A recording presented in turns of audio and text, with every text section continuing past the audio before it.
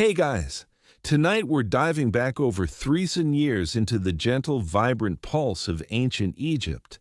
Not as a priest, a pharaoh, or a mummy, but simply as yourself, an everyday person starting another unusual day by the Nile's edge.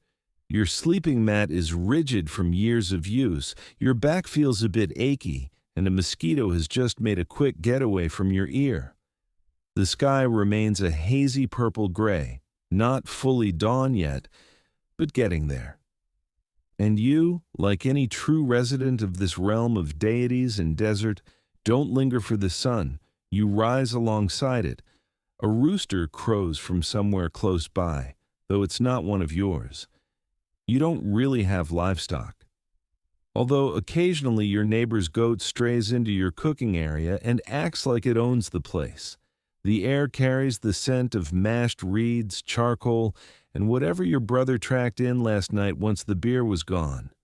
You push yourself up. The mat rustles beneath you.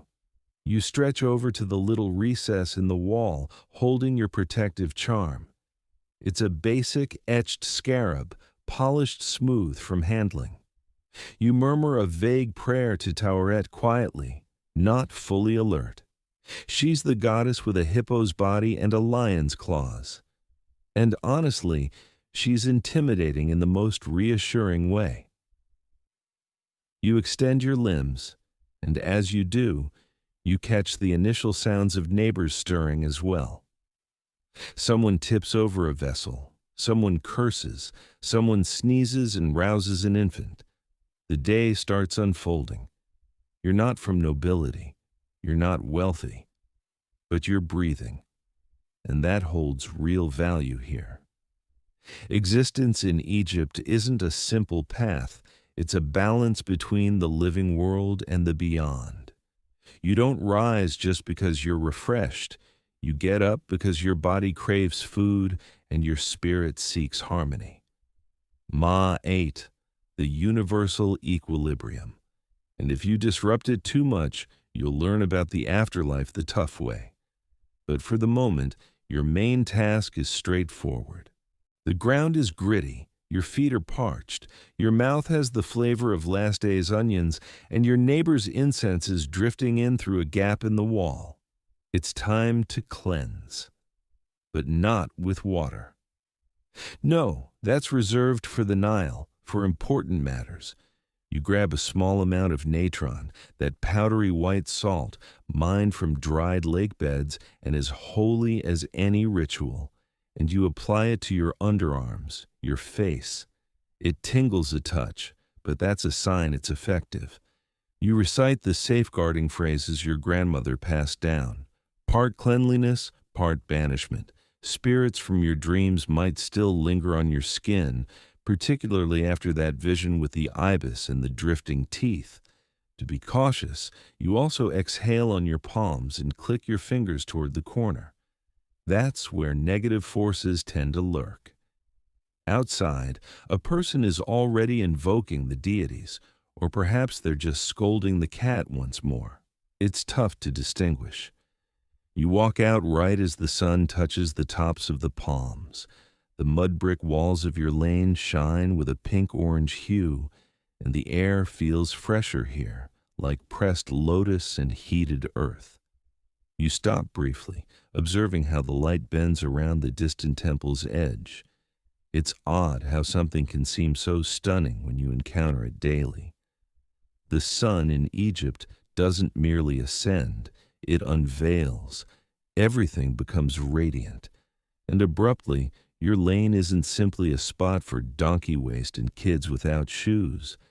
It's a route to the divine, or at least to the bread maker.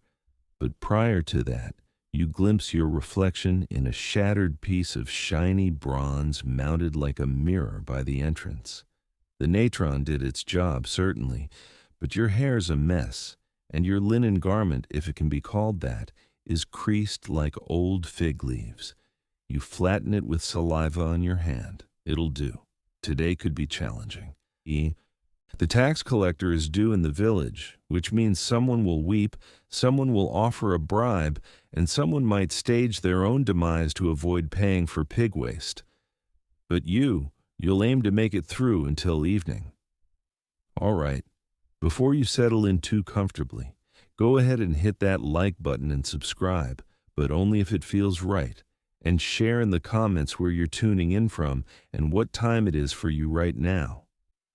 Lower the lights, turn on that fan for some ambient noise, and let's relax into this evening's small journey. You head back indoors and collect the remaining items for your day. Your small reed basket is already partially filled, half a flat barley loaf covered in worn fabric, a twig of dried mint your sister swears repels flies, and one hard-boiled quail egg that has a mildly suspicious odor, but it'll be okay if consumed before midday. You slip in a piece of linen for tying your hair or making a quick bandage. You never can tell. From the corner, your youngest brother mumbles in his slumber. He kicks the wall as if battling the godset personally. You fling a worn sandal at his feet and whisper, "It's your shift for water fetching," before heading out the door. The light has changed. The Nile is stirring now, extending its reach, sparkling beyond the roofs and date palms. Herons flap idly over the reeds. Somewhere, a person is playing a flute, poorly but enthusiastically. You go by the neighbor's entrance where a woman has set out a tray of clay containers with leftover stew. She gives a casual wave, not lifting her gaze from the infant she's swaddling so tightly the little one resembles a small mummy. You acknowledge her. Mention something courteous about the weather, which is always hot or a bit hotter, and navigate around a goat doing its business on a sandal. Not yours this time. At the corner shrine, you halt once more. It's modest, merely a weathered niche in a mud brick wall. But someone has placed fresh palm leaves inside, along with a smear of honey on a flat rock. That'll attract flies by midday. But for now, it's lovely. You touch your fingers to your lips and then to the depiction of Bez, the dwarf god with the lion's mane and the smile of someone who knows secrets. He's your preferred guardian of households, kids, and honestly, a bit of a reveler. You whisper, "Keep the roof secure today and my sandals whole, please." Then you're moving on. The paths in your village are tight, twisting, and noisy. Children dash barefoot among pots, women call out directions to unseen spouses, and someone is pursuing an escaped chicken that seems allied with disorder itself. You avoid a splash of mud, leap over a lifeless lizard, and avoid stumbling on a sleeping dog that somehow exudes majesty. But then something truly peculiar draws your attention. Perched on a window ledge like a confident little figure is a cat with a necklace. Not out of the ordinary, but this one sports a small collar of cowrie shells and blue beads, the type usually saved for fancy charms or dubious proposals. The cat blinks at you. You blink in return. You think about bowing just to be safe. You continue past the grain storage. You hear the steady thud of grinding stones. The air has the aroma of grain particles and effort. Two women are already deep in flour and chatter, and you overhear the tail end of a phrase. And then he had the audacity to give me old beer, as if my body doesn't merit proper brewing. Ah, love. A boy goes by you, pulling a basket of fish heads. He's coated in scales and smiling like he's triumphed in battle. You give him a sympathetic look and ponder if that's your afternoon ahead. And then you arrive at the old wall, fissured, baked by the sun, with a single mark etched into it. Not a hieroglyph, not an artwork, just a kid's rough sketch of a boat with a stick person waving from the deck. Perhaps it's meant as homage to Ra's vessel. Or maybe it's simply a child imagining sailing away from here.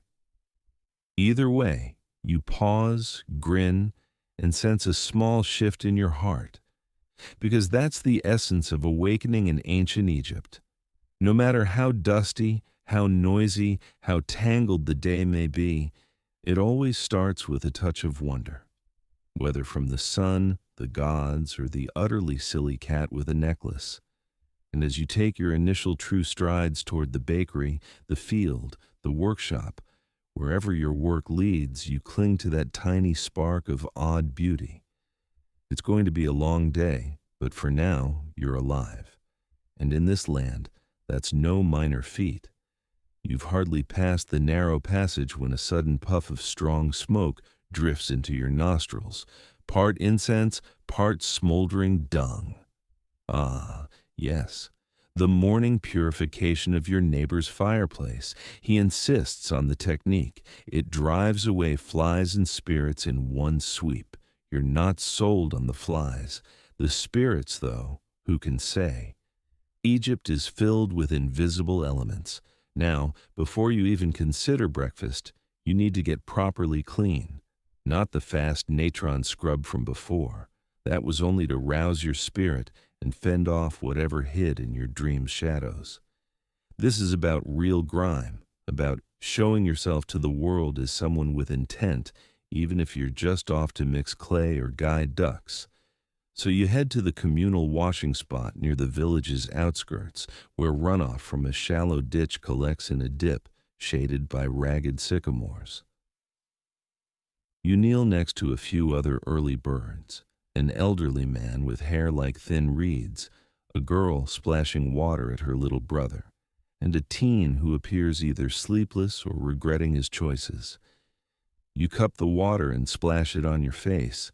It's tepid, cloudy, and has a light green scent like damp moss and algae, but it'll serve.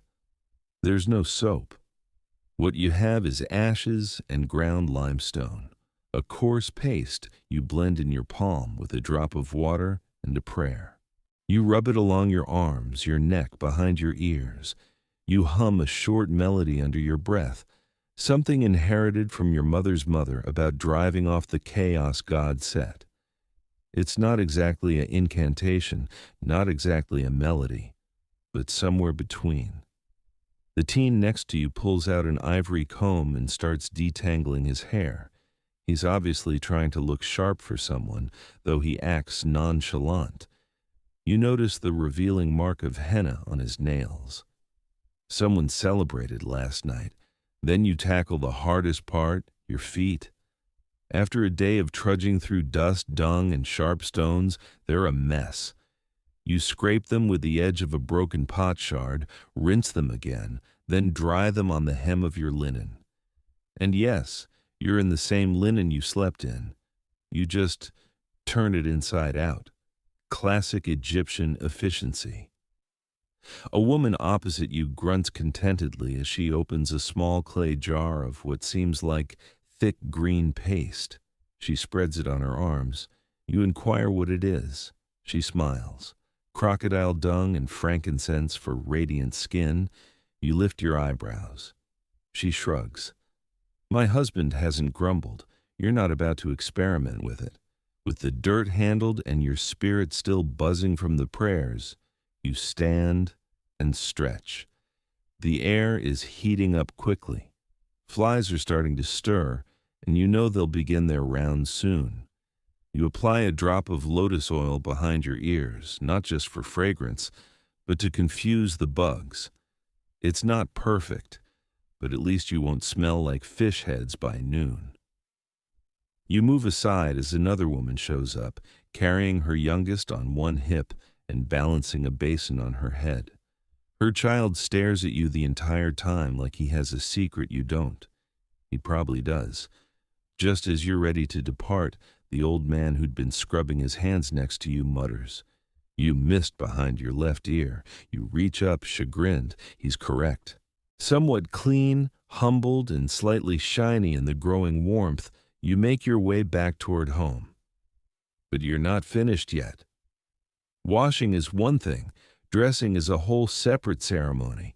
And in this world, even your tunic can speak louder than your words. Back home, the house is already more lively than at sunrise. Your sister is reprimanding a goose that has wandered into the kitchen again. The goose is holding its ground. Someone is pounding something in a mortar with a steady beat, like a drummer for the gods. You dodge a jug of spilled milk, nearly trip on a sandal, and come face to face with your cousin's youngest child, who is somehow already covered in charcoal and laughing like a small spirit. But none of that concerns you, because right now you're focused on appearance. In ancient Egypt, dressing isn't merely about covering up. It's about identity, rank, ceremony, and perhaps a dash of pride. Linen is your preferred material when you can get it.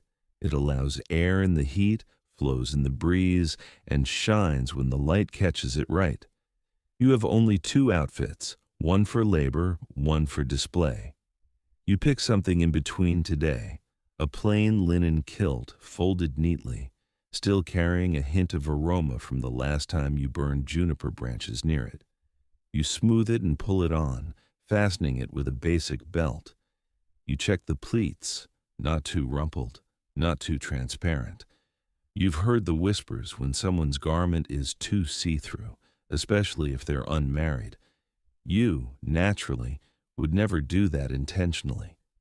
Your hair is a different story. If you had means, you'd wear a wig. Perhaps one treated with beeswax and scented fat cones that melt gradually in the sun, releasing scent all day. Today, though, you go with your natural hair, combed back as tidily as possible, and lightly oiled with something that has a faint smell of fennel and garlic. You hope the garlic fades soon. A cousin offers you a dash of perfume, kef made from wine, myrrh, honey, and a dozen other ingredients no one recalls in order. You apply a bit to each wrist, then press your fingers to your throat. You smell like a sanctuary and perhaps a treat.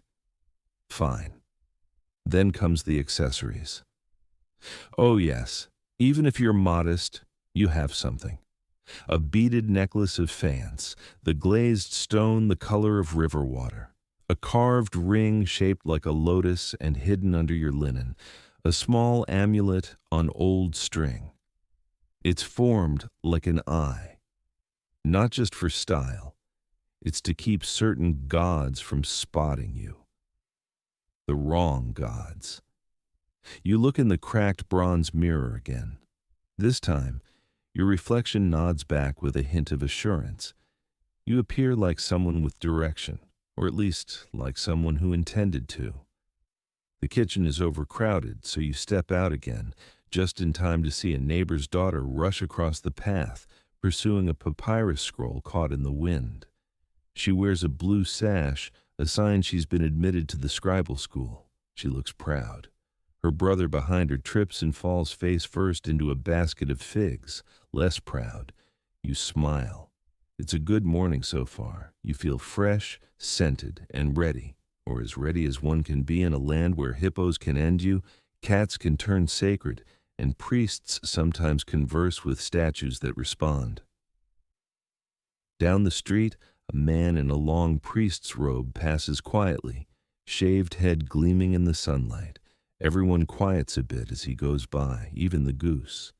You adjust your belt, straighten your shoulders, and follow the footpath toward the shrine. You've cleansed your body, yes, but now it's time to tend to your ka, your life force. Before the world gets complicated, before sweat and blisters and stray oaths fill the air, you need to offer thanks, or at least placate the watchers. Because in ancient Egypt, purity isn't just close to divinity. Some days it is divinity.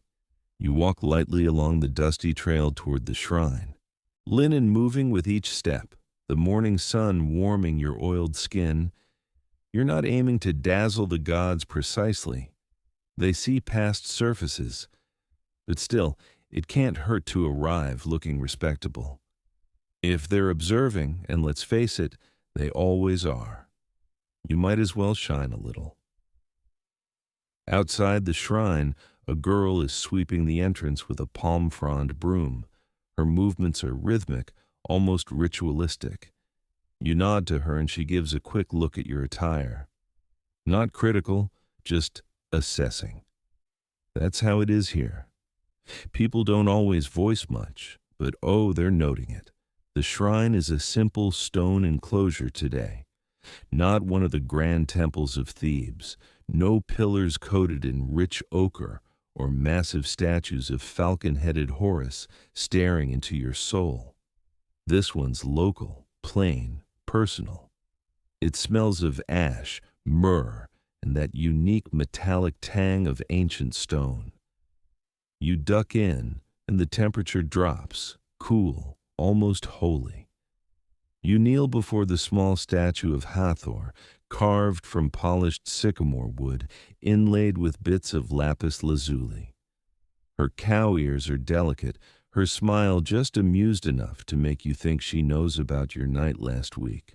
From the pouch at your side, you pull out a few offerings, a sliver of dried fig, a pinch of barley, and a tiny clay bead. Not much, but it's what you have. You whisper your gratitude, nothing eloquent, just sincere. Keep us nourished, keep us protected, and if you could perhaps help me not drop the grain jars today. As you place the offerings, you catch your reflection in a small bowl of water by the statue's feet. It's murky, rimmed with petals. Someone else has visited this morning, likely more than one, and as you lean closer, you spot something tucked behind the statue. A charm, perhaps. No, wait. Is that a piece of someone's braid, neatly tied with a single bead, huh? Either someone's making a romantic plea or Hathor's keeping her own mysteries. You don't touch it. You've seen what happens when people tamper with another's shrine gifts. There was that boy last spring who took a roasted goose intended for Osiris. He broke out in boils the next day and had to sleep in a goat pen for a week. Coincidence? Maybe. But no one risked it again. When you come out from the shrine, the sun has fully taken the sky. The world is noisy now. Dogs barking, children shouting, cartwheels creaking. You head back to your family's courtyard where breakfast preparation is nearly done. Your mother is bent over a clay oven, turning thin flatbreads with a wooden paddle. The aroma is rich and sour from barley fermentation and smoke. You snatch a corner piece before anyone sees and blow on it to cool. Hot, fresh, barely charred. Next to the oven, your aunt is stirring a pot of stewed lentils and onions. She hums a song older than recall, one that mentions crocodiles, date wine, and something about a god's elbow. You've never fully grasped the words, but the melody clings to you.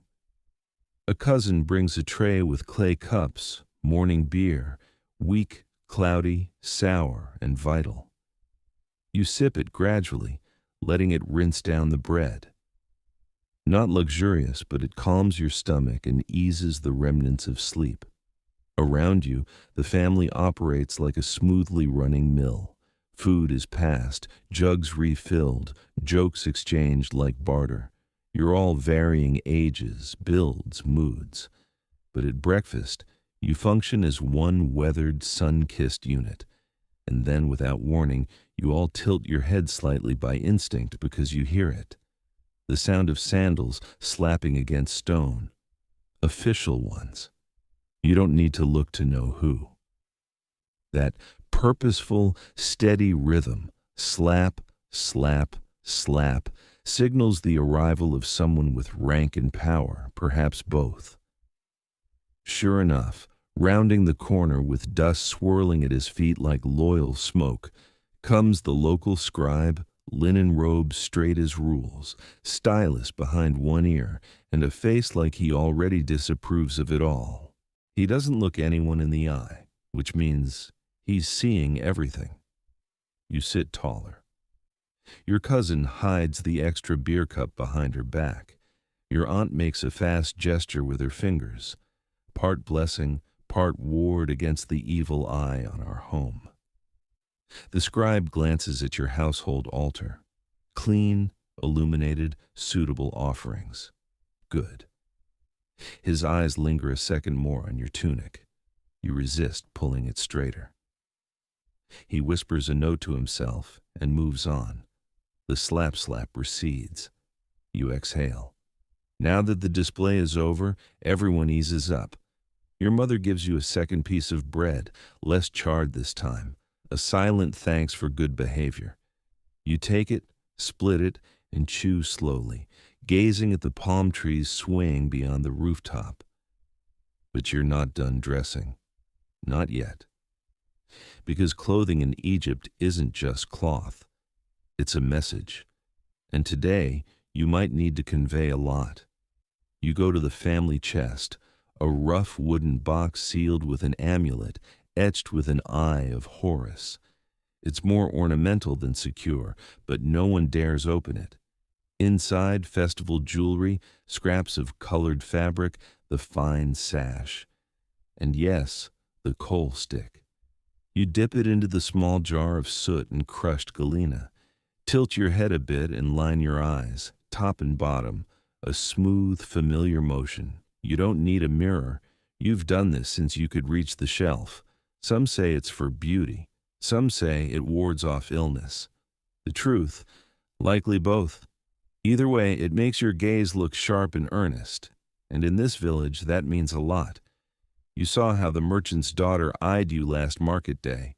You didn't speak, but she noticed. You find your simple necklace again, a thin leather cord with a carved ankh hanging from it. It's cracked and a bit uneven, but it was your father's, and you wear it on important days. A quick look at the sky tells you time is slipping faster than you'd prefer. You grab your satchel, toss in the leftover bread, and check your feet, still free of dust, a small wonder. Before leaving, you approach the household shrine one last time. Not the big one from earlier, just the tiny home altar. A chunk of limestone vaguely shaped like a seated figure with dried lotus petals scattered around. You press a finger to your lips, then to the stone. No prayer this time, just routine, just honor. And now you're prepared. The village path calls again. Busier now, neighbors in varying levels of linen elegance, children darting between legs, one woman wearing so many shell bracelets she jingles like a tambourine. You smile. That's her way of dressing up. Respect. As you walk, you pass a man in nothing but a simple waistcloth, carrying a pot on his shoulder and debating with a goat. Two old women in matching blue sashes walk arm in arm, gossiping in tones that suggest scandal, though all you hear is the word lentils repeated. And for a moment, the breeze lifts the hem of your tunic, and you feel light, like all the morning routines, the dust, the sweat, the prayers and paint and precautions, it was all protection. And now that you're dressed, you're not just covered, you're equipped. You aren't nobility. But in this instant, as the sun climbs higher and the day truly starts, you look and feel just as an Egyptian should, balanced, adorned, and just intriguing enough to be seen. The aroma reaches you before the entrance does. Roasted barley, mildly sour beer, and the distinct scent of freshly sliced onions. It's time for breakfast, and your stomach has started a quiet, optimistic growl. But this meal isn't only nourishment, it's a communal practice, both grounded and holy. You duck into the courtyard where your extended family is beginning to assemble on low reed mats under a shaded awning of woven palm leaves. It's already warm, and the bread is still steaming from its crust. A broad clay tray sits in the middle, piled with the essentials of your world. Flat barley loaves, a bowl of lentil paste flavored with coriander and leeks, and a bunch of dried dates arranged with the precision of a temple gift. You sit cross-legged next to your uncle, who's already dipped his bread into the paste without delay. He chews noisily, which means he likes it. A cousin passes you your share, no plates, just bread serving as spoon, bowl, and napkin all in one. The barley loaf is coarse and substantial, dotted with cracked grains. It was baked hours ago in a dome-shaped oven outside, and though it's crunchy on the outside, the inside is thick and satisfying. You tear off a corner and scoop up lentils, enjoying the zing of garlic and the crisp bite of onion. Then you chase it with a date, soft and chewy, simple, fulfilling, and if the gods are looking, sufficient. But food by itself doesn't sustain you, not here. In Egypt, a meal nourishes not only your body, but your ka, your vital essence. And to overlook that is to ignore half of your being. So after your initial bites, you reach into the small satchel by your side and pull out a crumpled cone of incense. You ignite it with a glowing coal kept warm in a little clay cup near the hearth. A cloud of sweet smoke rises into the air, myrrh and acacia blending with the scent of lentils and dust. Your aunt whispers a few words as she tosses a pinch into the hearth fire. For the ancestors, she says, and for shielding from evil spirits. Then comes the small shrine ritual. A tiny carved statue of a god, this one's Osiris today, sits near the wall on a worn wooden shelf. Your family rotates them. Some days it's Bastet, others Thoth, depending on the need. Osiris is for continuity, for safeguard, for keeping things steady. He doesn't demand much, but you'd be foolish to disregard him. You tear off another small piece of bread and place it near the statue beside the fading lotus left there yesterday. Just a morsel, a symbolic gift. Enough for your ka to acknowledge. Enough for Osiris to know you're making an effort. As you eat, the family discusses minor things always. The weather, the new scribe's sandals, the dream someone had about a crocodile playing a harp. Every day matters. But you notice something else too, something subtle. Always under the surface, a sort of equilibrium. Every action has its reflection, every word its significance. You don't just eat for yourself, you eat to maintain the world's order in Ma'at.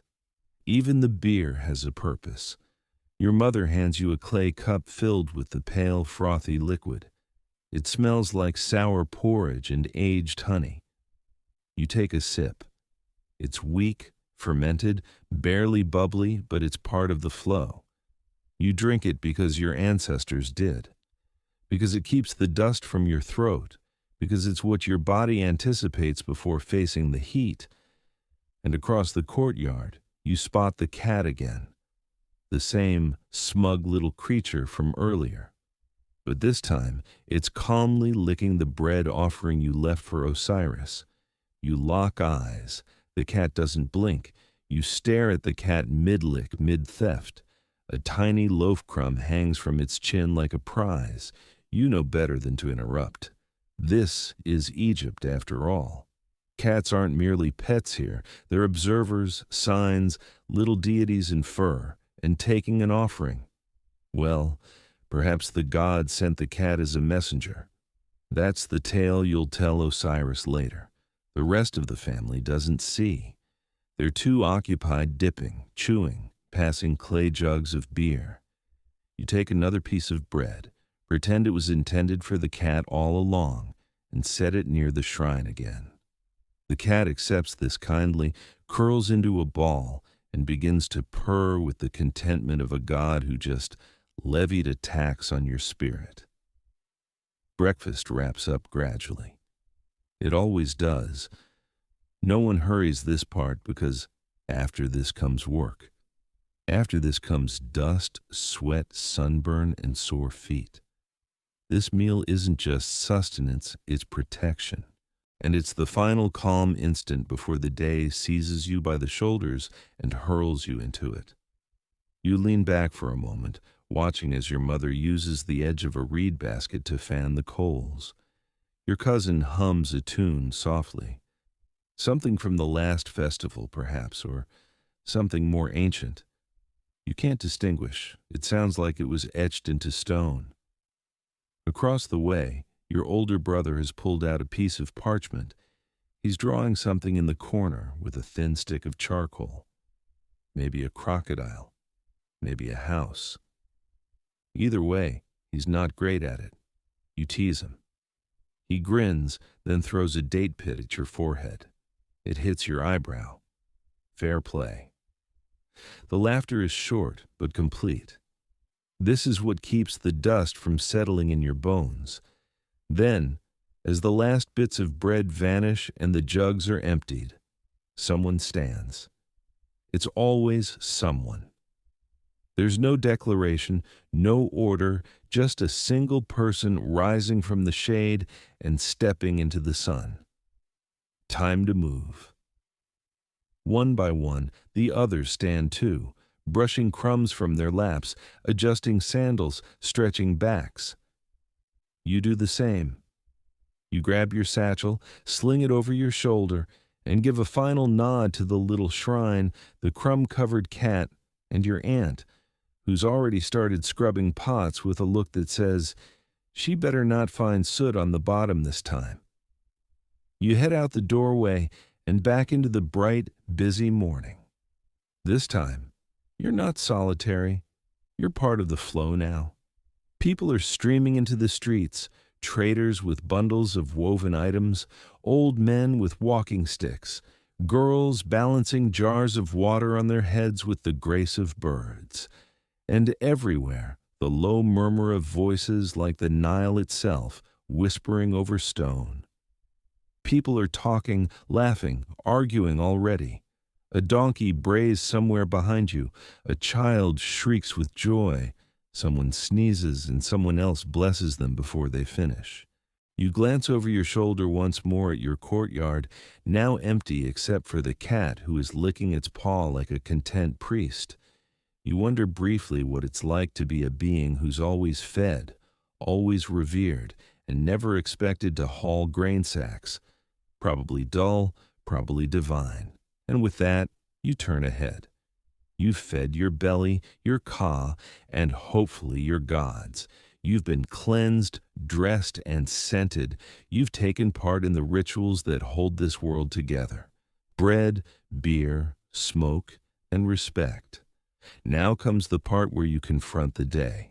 And as the dust rises under your feet and the sun bears down like the weight of a pyramid on your back, you realize you're not anxious, you're prepared. The village path narrows into a labyrinth of sun-baked alleys, each scarcely wide enough for two to pass shoulder to shoulder. Mud brick walls close in, decorated here and there with faded symbols, watchful eyes, rough birds, and once, suspiciously, a donkey with a crown. No one ever admitted to that one. You shuffle sideways to let an old woman pass, her basket towering above her head, its contents swaying with every step. She doesn't thank you, just gives a sniff of approval. In Egypt, silence can be courtesy or judgment or both. The day has fully come. The heat isn't rising anymore. It has risen like a lion claiming its territory in the sky. You can feel it settle on your shoulders, a dry, familiar weight. The scent of warming clay fills your nose, mixing with a sharper tang of donkey dung, which steams gently in a nearby pile like it has plans. You're not walking alone. The village pulses in rhythm now, bakers balancing trays of loaves on their heads, potters with clay-coated arms heading to workshops, scribes clutching satchels already frowning in concentration, children run barefoot, screaming some game that involves a lot of sand and even more cheating. You greet known faces as you pass, the woman who dyes cloth in beet juice and walnut husks, her hands forever stained purple, the reed mat weaver who always complains about his sore back while never stopping, the boy who raises geese and swears one of them can open doors. Everyone's heading somewhere. Even the stray dogs seem to have plans. You duck under a low awning where two women are hanging fresh laundry, linen sheets flapping like sails in the breeze. One of them smirks and says something about your sash being a bit bold today. You laugh, but you adjust it anyway. Beyond the houses, the path opens into a small square. The ground here is packed hard by generations of sandals and steps. It's not impressive, just wide enough for carts to pass, for sellers to call out, for gossip to echo from wall to wall like a well-thrown seed pod. Here, the world feels louder and rougher. A merchant shouts, trying to sell roasted locusts. You decline politely. Another yells about a miracle charm that guards against hippos. You raise an eyebrow. Hippos aren't exactly a common village problem, but hey, better protected than devoured.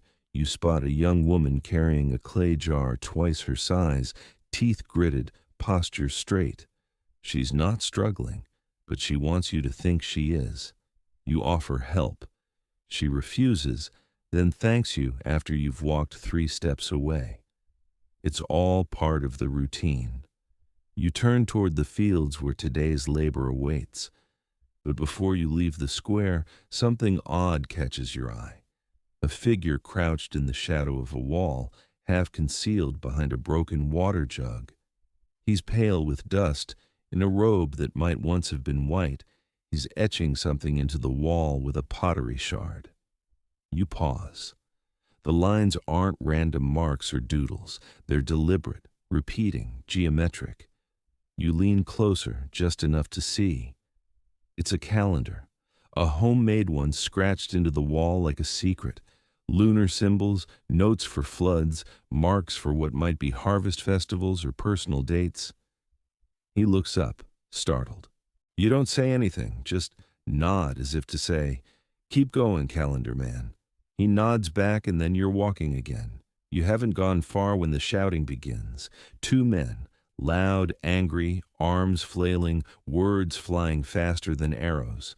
Something about a lost goat or a stolen basket, or maybe a daughter being courted without approval. It's hard to tell. They're yelling too quickly for sense. Everyone keeps moving. No one's surprised. It's just another morning chorus in Egypt. You try not to stare, but it's difficult. The argument is playing out like a theater piece. One man with wild gestures, the other gripping a bundle of herbs like a weapon. The herbs are wilting dramatically. Words fly. Liar, thief, a man whose goose has no honor. Now that's a phrase. A small crowd gathers, not to step in, but to enjoy the show. One woman starts betting on how long before someone mentions someone's grandmother. You edge past with practiced nonchalance, but you store the best insult, son of a dung beetle who can't roll straight, in your mind for later. Then, like all village disorder, it falls apart. A passing priest claps sharply once. The men freeze, look embarrassed, and go their separate ways with dramatic huffs. The crowd scatters, the moment disappears like it never was. You continue toward the outer path where the village thins and the world widens. The scents shift here. Less food, more baked earth and distant water. A dusty wind brushes your cheeks. You pass homes with small gardens of herbs and onions cared for despite the heat. A few date palms reach overhead, casting lacy shadows on the path.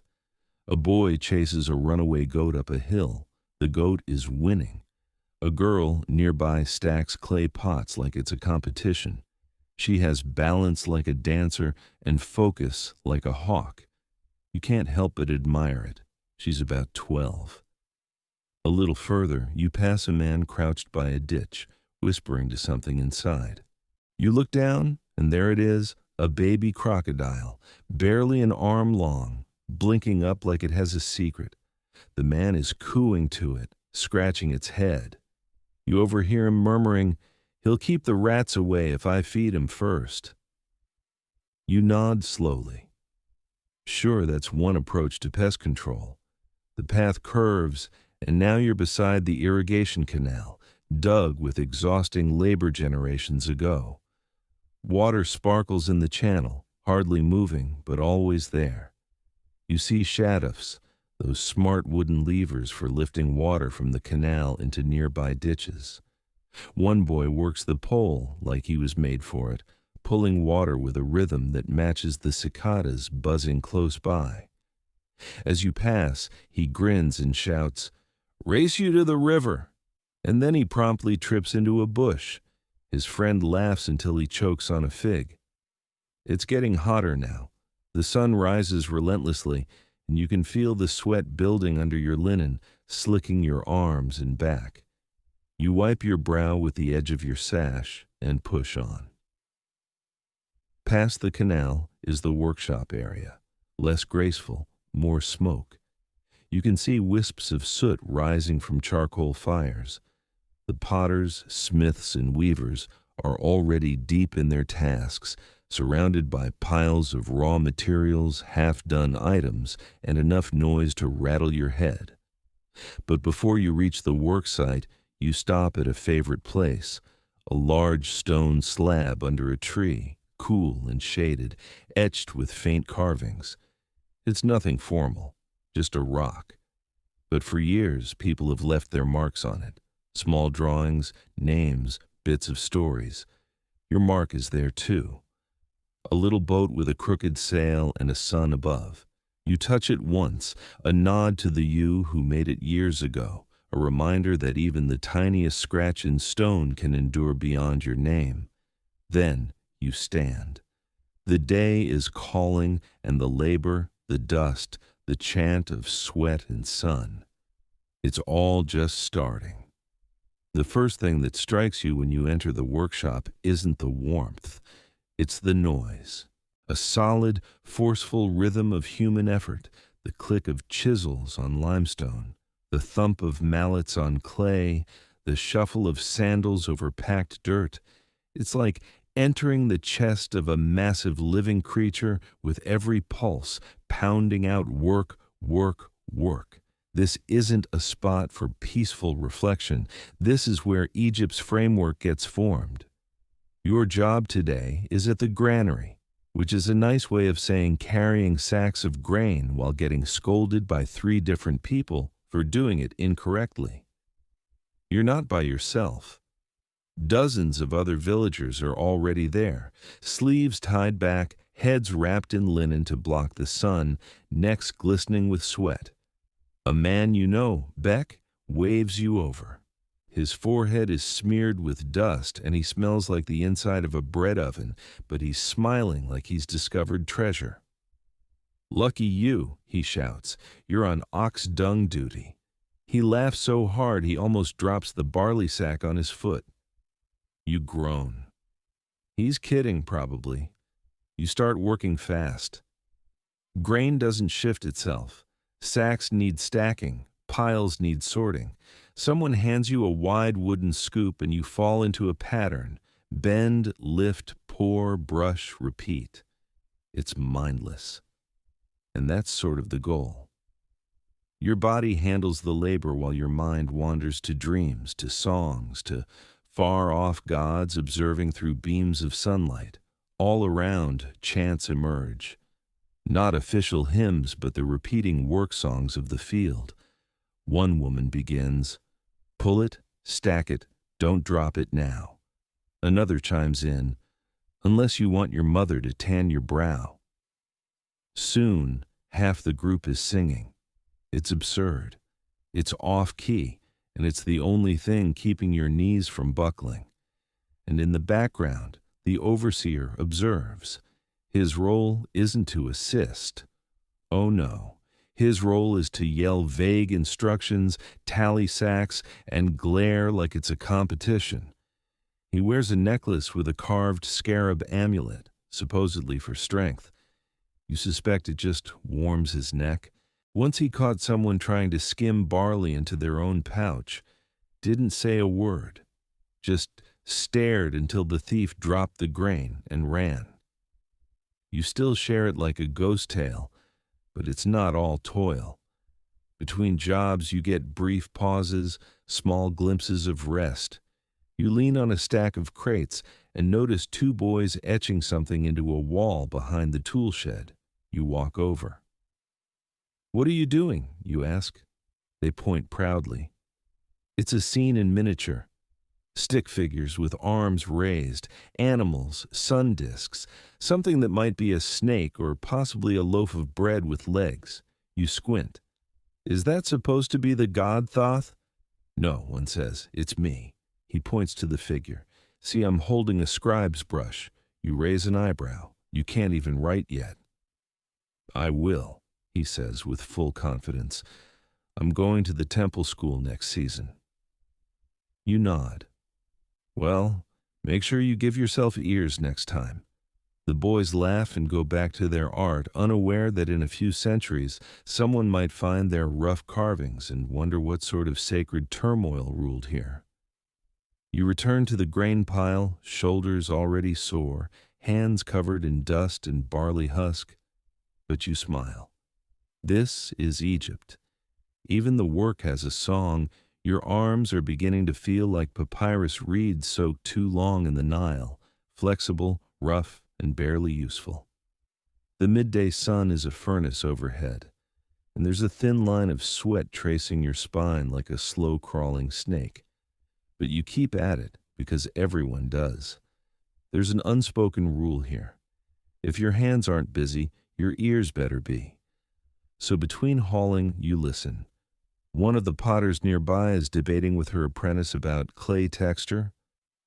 "No, no, you pat it, not slap it," she snaps. The apprentice slaps it.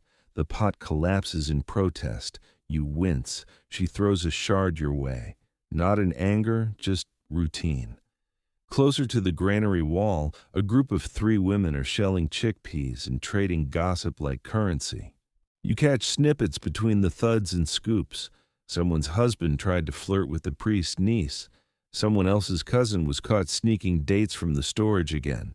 Apparently, a goose bit him, served him right. It's not all trivial, though. They talk seriously about the river, too. The Nile flood hasn't arrived yet. It's supposed to rise any week. Everyone's monitoring the water level like it's a stubborn mule. You know what that means. If the flood fails, the fields suffer. If the fields suffer, your barley share shrinks. If that happens, well, you'll adjust to more lentils and fewer figs. So you work. All of you do. Not just for grain or praise, but for continuity, for survival, for your role in a system so ancient, even your grandmother can't recall its start. Your task changes around midday. A runner from the nearby workshop comes panting into the courtyard, seeking strong backs and weak excuses. You fit. Before long, you and 2 others are trudging toward the stonemason's yard, where blocks of limestone wait like silent judges in the sun. Your job? Drag one of those blocks to the carving station. Doesn't matter how. Just do it. You eye the block. It's roughly the size of a hippo without the attitude. Someone hands you a length of thick rope and a frayed cloth. You wrap the cloth around your hands, grip the rope, and lean. It doesn't budge. You lean harder. It mocks you silently. Then your partners join, together like oxen in a story. You strain. The block groans against the sand, scraping forward inch by inch. The dust rises in your faces. You cough. You curse. Someone somewhere is still singing that barley stacking song. After what feels like forever, or maybe 6 minutes, you get it to the station. You drop the rope and collapse into a squat, breath rasping like a deflated goat skin. Nearby, a carver is focused, exact. His chisel taps out a line of hieroglyphs with the care of a priest. You watch, captivated, as shapes emerge. An ankh, a falcon, a sun disk. You wonder if your own name will ever be etched like that. Probably not, but maybe someone else's will, and you'll know you helped move the stone it's on. That's something, isn't it? As you rest, someone passes a jar of date beer, flat, warm, and sweet. You drink it like it's raw as nectar. Then you wipe your mouth on your sleeve and prepare to stand. Because in Egypt, the gods may dwell in temples, but you build them. The air shifts as you approach the market, not cooler. No, it's still hot enough to cook fish on a sun-warmed wall, but denser, weighted with scents, sounds, and activity. It buzzes like a hive that's learned to shout. You step under the worn linen canopy marking the bazaar's edge, and right away your ears are hit by the symphony of Egypt at its most disordered. Sellers calling prices, kids weaving through legs with figs in sticky fists, merchants banging bronze pots to attract notice. Somewhere far off, a flute wails a folk melody that sounds oddly flat. Your first challenge is the smells. Sweet, sharp, sour, and charred. It envelops your head like a web. One area smells of hot honey cakes, golden, dripping, too costly for your means. Another assaults you with strong drying fish, the type that judges you even post-mortem. And nearby, someone is clearly overcooking onions, perhaps spitefully. You adjust your sash and dive in. The stalls are endless, overflowing into each other like eager kids. Woven baskets brim with lentils, chickpeas, and nuts. Heaps of garlic bulbs and shallots gleam like riches under their papery layers. One vendor waves a bunch of dried herbs in your face and yells, "For love, for luck, for less gas." You nod politely. You're unsure which you need most. You pass a spice seller with fingers tinted red and yellow from turmeric and crushed hibiscus. His table is a spectrum of powders and ground petals. He meets your gaze, reaches under the stall, and shows you something unusual. A dark paste in a palm leaf. "For your breath," he whispers with a smile. "Mint, honey, and ground lotus seed. Sure to stop talk about your mouth. You're almost complimented." Almost. In the next aisle, two men dispute the weight of a fish.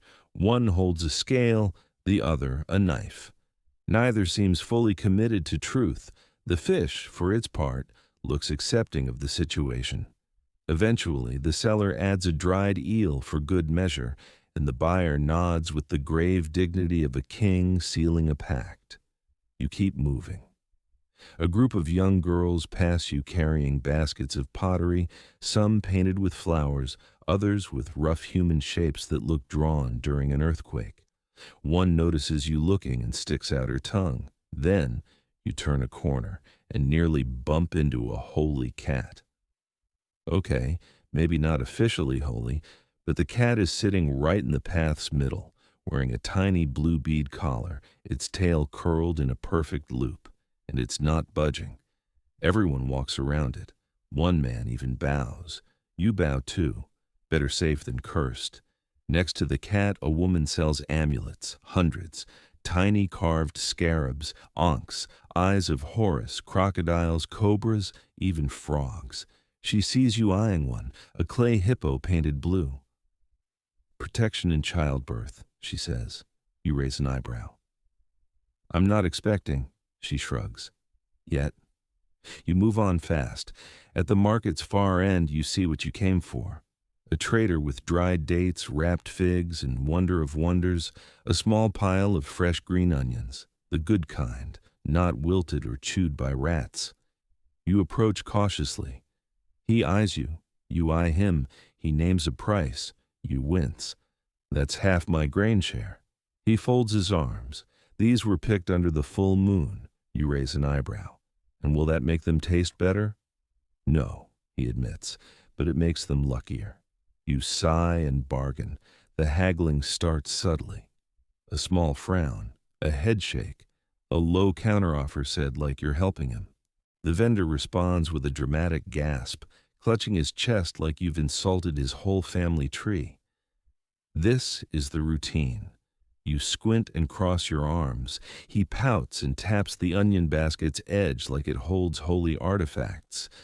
You make a show of turning to leave. He groans, mutters about feeding 5 kids and a blind grandmother. You pause. He offers a lower price, still high. You tilt your head, throw in a dried fig. He hesitates. You lift one brow slightly, the universal sign for, "Don't waste my time." Finally, he grumbles and tosses a fig into the bag like handing over gold. Deal.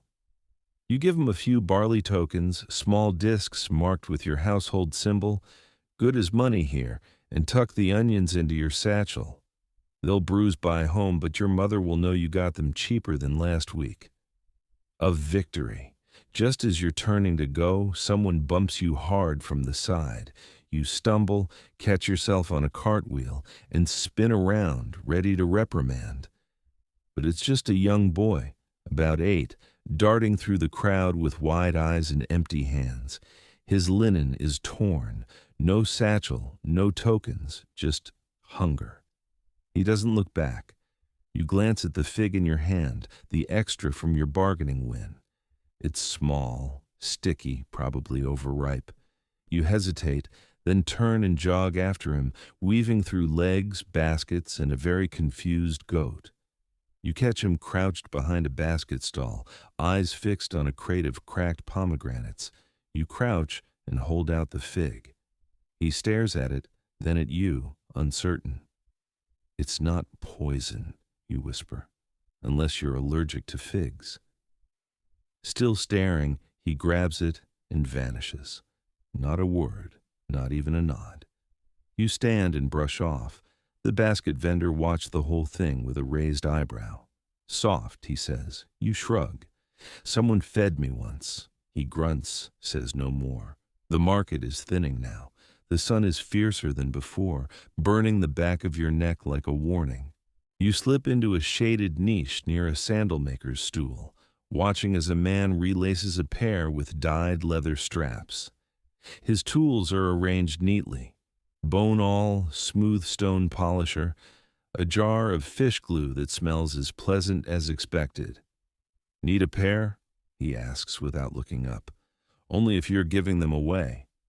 He chuckles. "Then you'll be barefoot forever." You watch him work briefly. His hands quick, confident. The sandals form with quiet assurance. No magic, just skill.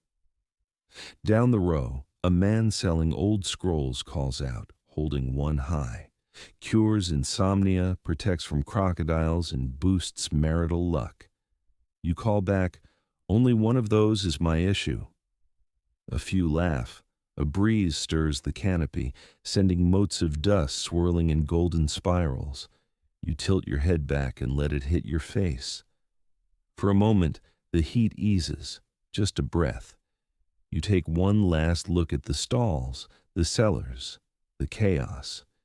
You didn't come for much, but you leave with more than food. The market gives you noise, scent, faces, life, and maybe, just maybe, a bit of grace. You step back into the sunlight. The day isn't over, but the load on your shoulder feels lighter somehow, even if your satchel doesn't. You're sweating again. The market heat clings to you like resin.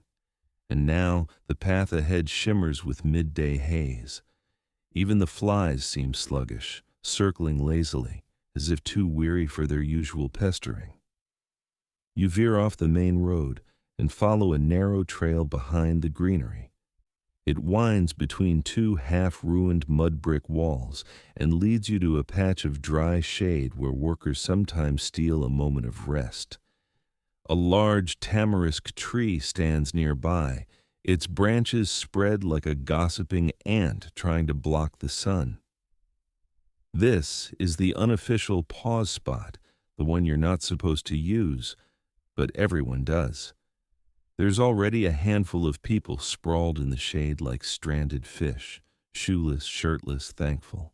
You nod and they nod back. Nobody talks at first. This is sacred. The midday quiet, the kind where even a whisper feels like sacrilege. You lower yourself onto a worn flat stone. It's still warm, but mercifully not scorching. You let your satchel drop beside you with a tired thud. A few green onions peek out. Success. From across the shaded patch, someone lifts a jug and shakes it gently toward you. An offer. You accept. The beer is lukewarm, gritty, and tastes like diluted bread, but it could be divine right now. You drink deeply, then let out a sigh loud enough to draw a few weary chuckles. Nearby, a young man breaks a loaf in half and passes a chunk to the girl beside him. She takes it silently, then sticks her tongue out at him in thanks. Another pair are sharing jokes about a local priest who, they say, snores loud enough to rouse embalmed mummies. You pull out your own bread. It's slightly squished but intact. You tear off a piece, wrap it around one of the precious green onions, and take a bite. Crunch, bite, burn. You forgot how sharp fresh onions are when just pulled from the ground. Your eyes water right away. Someone notices and laughs. Tears of the Nile, they call. You wave them off, chewing through the sting bravely. It's worth it. The flavor is genuine, raw, strong. A reminder that you're alive and standing in a land that doesn't always make it simple. Beside you, someone starts singing. Not a work chant this time. Something gentler, older. A lullaby, perhaps, or a journey song. The words flow out like dust from an old tapestry. May your feet not blister on the sand. May your jug be full when you reach the land. A few others hum along. The tune isn't flawless, but it threads through the shade like a wind. You lean back against the wall and let your head rest just for a second. Your fingers are crusted with flour dust. Your knees ache. Your back feels like it was cursed by a minor god of posture, but for the first time since dawn, you're not moving. And in Egypt, stillness is a form of riches. You tilt your head to the side and spot a small lizard basking on a stone, watching the group like a tiny critical overseer. You offer it a breadcrumb. It ignores you. The world softens. Someone stretches, someone burps, someone starts snoring softly. It's peaceful in the way only stolen moments can be. A break, not just from work, but from expectations, stance, and show. And that's when the scribe appears. You don't need to look. You hear the sandals, deliberate, precise, dust-free. The scribe's entrance is like a drop of ink in clear water, instantly noticed, slow to spread, impossible to overlook. You don't stare at him directly, of course. That would be bold. Instead, everyone shifts slightly, sits up, wipes palms on tunics. The humming fades. The jokes stop mid-breath. Even the lizard scurries away, unimpressed by administration. The scribe pauses just inside the shade. He wears a crisp linen robe so white it might have been pressed by Ra himself, and he holds his writing palette under one arm. A neat row of reed pens and two small paint wells, one black, one red. You wonder if he ever mixes them. You kind of hope so. He doesn't speak at first, just scans the group like a shepherd counting sheep, tired, dusty, unworthy sheep. Finally, his gaze lands on a pot-bellied man reclining with eyes half closed. "You are due at the canal trench by midday," the scribe says, voice flat and unimpressed. The pot-bellied man opens one eye, blinks slowly, and replies, "I was early yesterday." A few stifled snorts ripple through the shade. Even you smile a little. The scribe says nothing, just raises his stylus, makes a note on a strip of papyrus, and walks away. Once he's gone, the air relaxes again, like someone released it from a tight container. You shift back into your spot, now a bit more upright, but no less tired. Someone mutters, "May Thoth gift him a papyrus rash," and you nearly choke on your onion. Another few minutes pass. A cloud drifts lazily over the sun, giving the world a brief gray softness. You finish your bread, brush crumbs from your lap, and watch an ant carry a grain across a stone crack like it's transporting treasure. You're starting to doze when a sharp whistle cuts the quiet.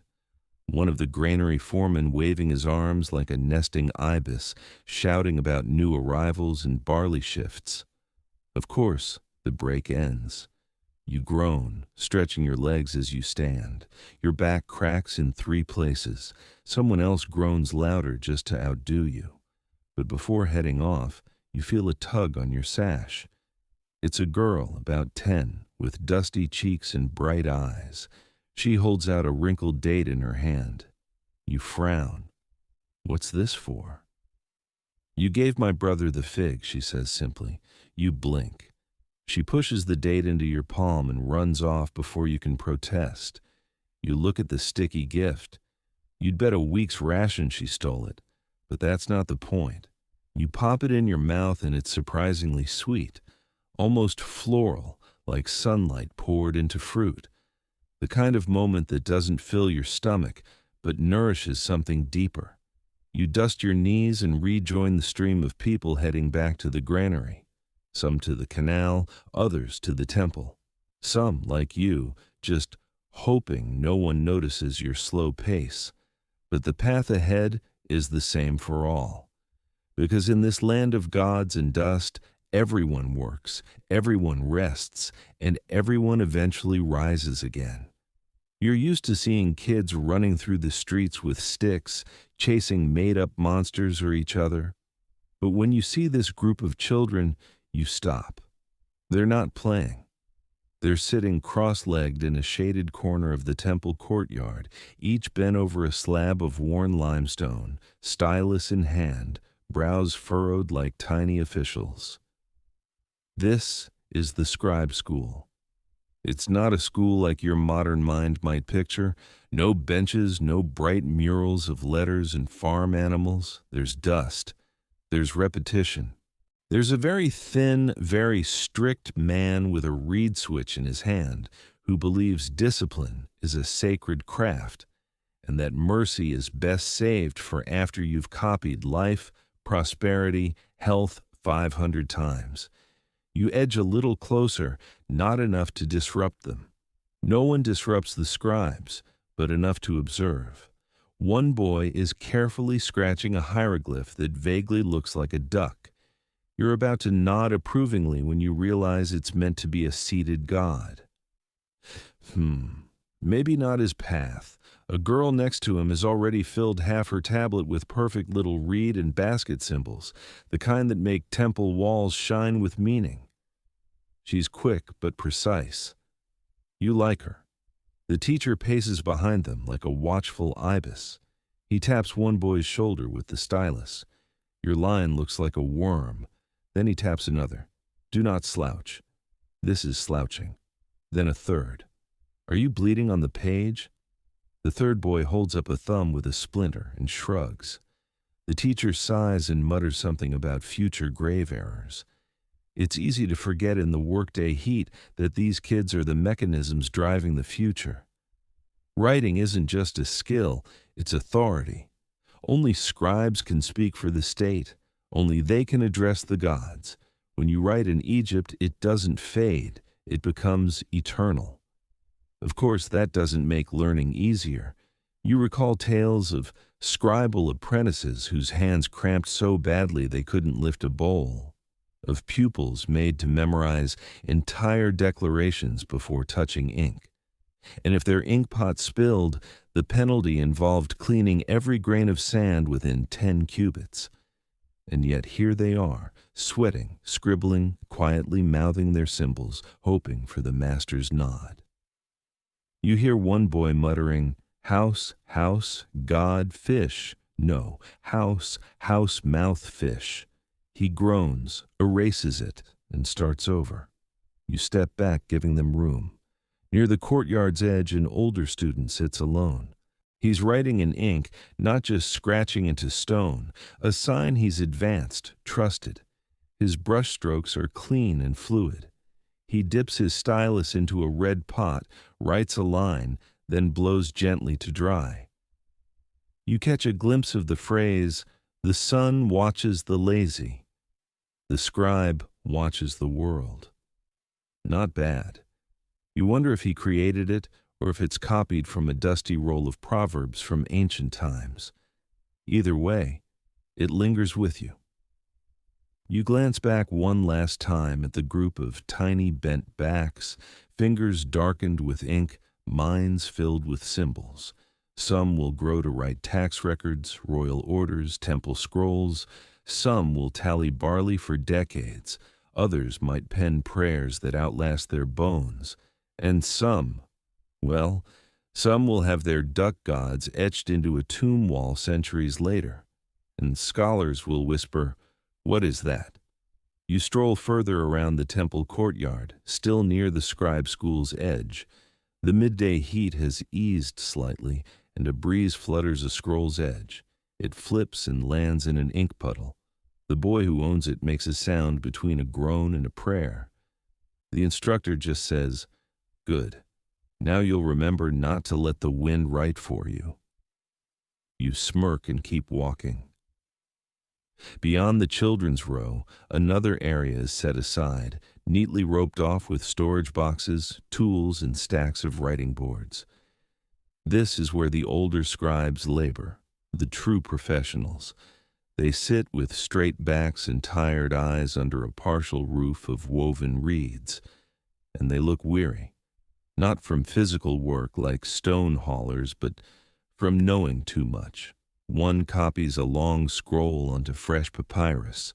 You catch bits, an inventory of temple items, a list of oxen, a note on missing cloth bolts. Boring, sure, but each word is written with priestly care, because in Egypt, writing shapes reality. Once on papyrus, it exists. Near him, another scribe records dreams. Yes, dreams. A small table holds dozens of slips, some with crocodile hieroglyphs, others with blood symbols, flying birds. The scribe looks at each, checks a worn reference scroll, and notes interpretations in red ink. You lean in a bit and catch part of one. Dream of falling fish. Beware jealous neighbor. Another. Dream of a hippo in a basket. Safe childbirth. And your favorite, dream of eating a lotus while flying. News from afar, but not from someone you like. You'd laugh. Except you had a fish dream once, and your neighbor has been oddly interested in your onions lately. A few meters away, a third scribe handles something more intense. A man stands before his table, clutching a broken pottery piece, waving it like a sacred relic. "She took my beer jar," the man declares, nostrils flared, one sandal missing. The scribe, without looking up, says, "Do you have a witness?" "I have 3. "Do you have the jar?" "She smashed it." The scribe sighs and writes slowly. You can tell he's heard worse. He records the complaint with flawless script, then stamps it with an official mark, a seal shaped like a sitting baboon. You step away, trying not to grin too obviously. That baboon seal is notorious. It's the scribe's polite way of saying your issue is noted, filed, and possibly forgotten. But under the humor, you feel something else. Reverence, perhaps, or humility. Because here, among ink-stained scrolls and murmured complaints, you sense the weight of words. These people don't construct temples or harvest wheat. They don't bake bread or brew beer. They create meaning. They decide what occurred, who said what, when, why. They control memory. You look at your own hands, calloused, dusted with flour, free of ink. You've never written a decree, never transcribed a dream, never trained to hold a stylus like a priest holds incense. But you recall what the elder student wrote. The sun watches the lazy, the scribe watches the world. You may not be a scribe, but today for a few minutes, you watch them. And that means something too. You turn off the main road, following a side path lined with blooming reeds and half-fallen walls that smell faintly of beer, clay, and something else. Is that pickled fish? Probably. You're heading not to a temple or market or granary, but to a different core of Egyptian life, one often ignored, yet beating with its own strength. The women's quarters. You pause for a second at the threshold. It's not forbidden ground. Not really. But it's private. These mud brick courtyards behind high walls have their own patterns, a whole separate world, one that outsiders overlook and undervalue. But today, you've been welcomed. You duck through a low arch and emerge into a sun-dappled square filled with noise. Laughter, scolding, babies fussing, pots clanging, someone cursing mildly at dough that won't rise. It's like entering the backstage of a huge production. The buzz of everything that keeps the rest of the world running. A girl your age waves you over. You've known her since you were both knee-high and soot-covered. Today, she's grinding barley at a stone basin, hands white with flour, scarf tucked back to keep hair from the meal. Late again, she says without glancing up. I brought onions, you reply. Then you're forgiven. She points to a bowl and you kneel beside her. Together, you fall into a rhythm. One of those timeless, almost innate routines. Grind, scoop, sift, repeat. It's strangely soothing, the way the rough stone sings against the grain, the scent earthy and warm. All around, women work with accuracy and command. One tends a bubbling pot over fire, stewed lentils with coriander by the aroma. Another braids garlic into tight loops for storage. A third bends over linen, rubbing it with crushed lotus petals to scent for festival wear. You watch a mother teaching her daughter to seal an oil jar with beeswax. The girl's hands are awkward, eyes wide with focus. The wax drips down the side. The mother nods. Good mistakes mean learning. It hits you how much wisdom resides in this courtyard, not the formal kind, the ink and reeds and recitations, but the type that builds homes, ensures meals, heals fevers, and calms gods. If the world collapsed tomorrow, these women would stitch it back with thread, vinegar, and instinct. And they're not just homemakers. You glance across the yard to a woman crouched over clay jugs, tapping each lightly and sniffing the opening. She's brewing beer skillfully with a keen eye and a clay figurine of Hathor placed beside for luck. The beer here isn't the weak, watery stuff given in fields. This is proper brew, strong, rich, a bit sweet, made in small amounts for family or trade. She catches you watching and smirks. Want a taste? You nod too eagerly. She hands a scoop from a halved gourd. The beer is warm, thick, smelling of date syrup and barley. It glides over your tongue like festival fare, not workday. You nod approval exaggeratedly. She laughs. You're hired. Then comes the clatter of beads. You turn to see an older woman opening a reed box filled with painted jewelry, bracelets, ear studs, tiny ceramic hippos, and frog-shaped amulets. A few children gather, whispering excitedly. The woman selects a scarab bead and gives it to a girl. For courage, she says, put it in your pocket when your brother teases. The girl nods seriously and tucks it away. And just like that, you realize this courtyard isn't an escape from the outside. It's its center. You remain seated on the warm clay floor, legs extended, the grindstone between your knees while the sun paints gold on the courtyard walls. The pace here isn't hurried, but never idle. It's consistent, supporting, like a heart's slow beat keeping everything alive. Behind you, two women debate softly, not angrily, but with the measured flow of people who've shared too many tasks in too little space. She overcooked the bread again. It's called crust. It's called jaw pain. They both laugh and without pausing, start shaping the next dough batch with synced hands. Meanwhile, someone tends the corner shrine. It's not fancy, just a raised shelf with a towerette figure, goddess of fertility and protection, carved from riverstone and smoothed by decades of devotion. Dried flowers at her feet, a jar of scented oil beside a clay dish of salt. The woman caring for it is meticulous. She wipes the figure with fresh linen, murmuring low, rhythmic words. You catch fragments. Blessings for children, protection for the flood, prayer the grain won't mold this season. No one stops work for the ritual, but no one talks over it. The moment is understood, respected. You scan the faces. Your neighbor's daughter smoothing flax fibers skillfully, your cousin tying dried herb bundles for the doorway, your aunt teaching a toddler to use a clay pot without disaster. And for a moment, you wonder how outsiders believe Egyptian women lack power. Because you see it now, not in temples or scrolls, but here, in this space of sweat, wisdom, and laughter. This is gravity's core. Outside, someone calls for help, lifting a water jug. One woman sighs, brushes flour from her knees, and shouts, "Send him here, we'll lift and refill it." More laughter, then talk shifts to something serious, the upcoming Bastet festival.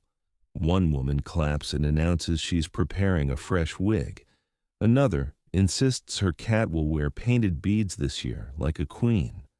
Someone says she's brewing new honey beer, and her husband better not touch it early or he'll drink Nile water for the next moon cycle. You ask what they're wearing and suddenly it's a strategy meeting.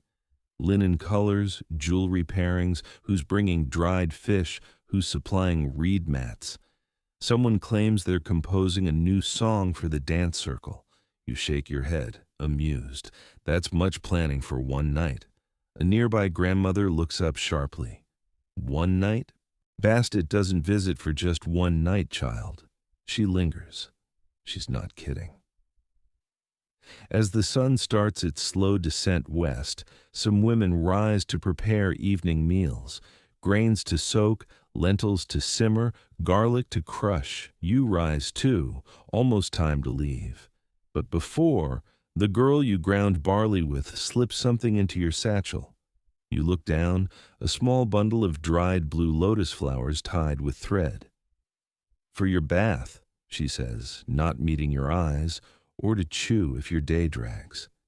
You nod thanks. You walk out the archway to the main path, carrying flower, herb, and faint perfume scents. The world outside is loud again, dusty and vast. But part of you remains in that courtyard, under the sun, with flour on hands and laughter in ears. You smile. That's the Egypt no scroll captures. You feel the shift before reaching the walls.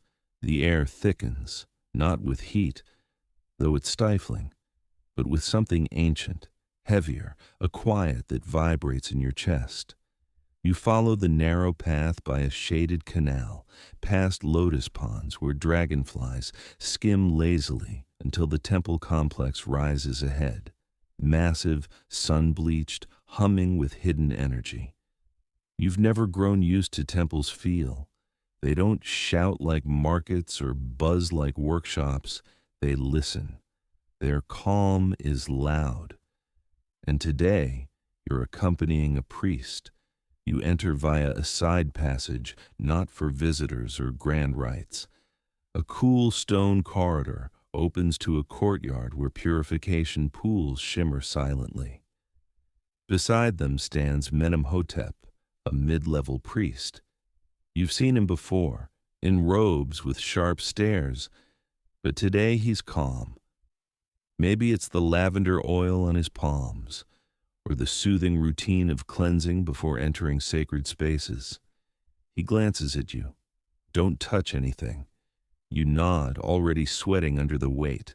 The purification starts. Not for you, for him. First hands and feet, then face. Then, breathing deep, he pours water over his head. When he stands, droplets stream down his shaved scalp, sparkling like tiny gifts. "This is renewal water," he mutters, more to himself. The body must forget the street before nearing the gods. Then, without ceremony, he turns and enters the temple. You follow.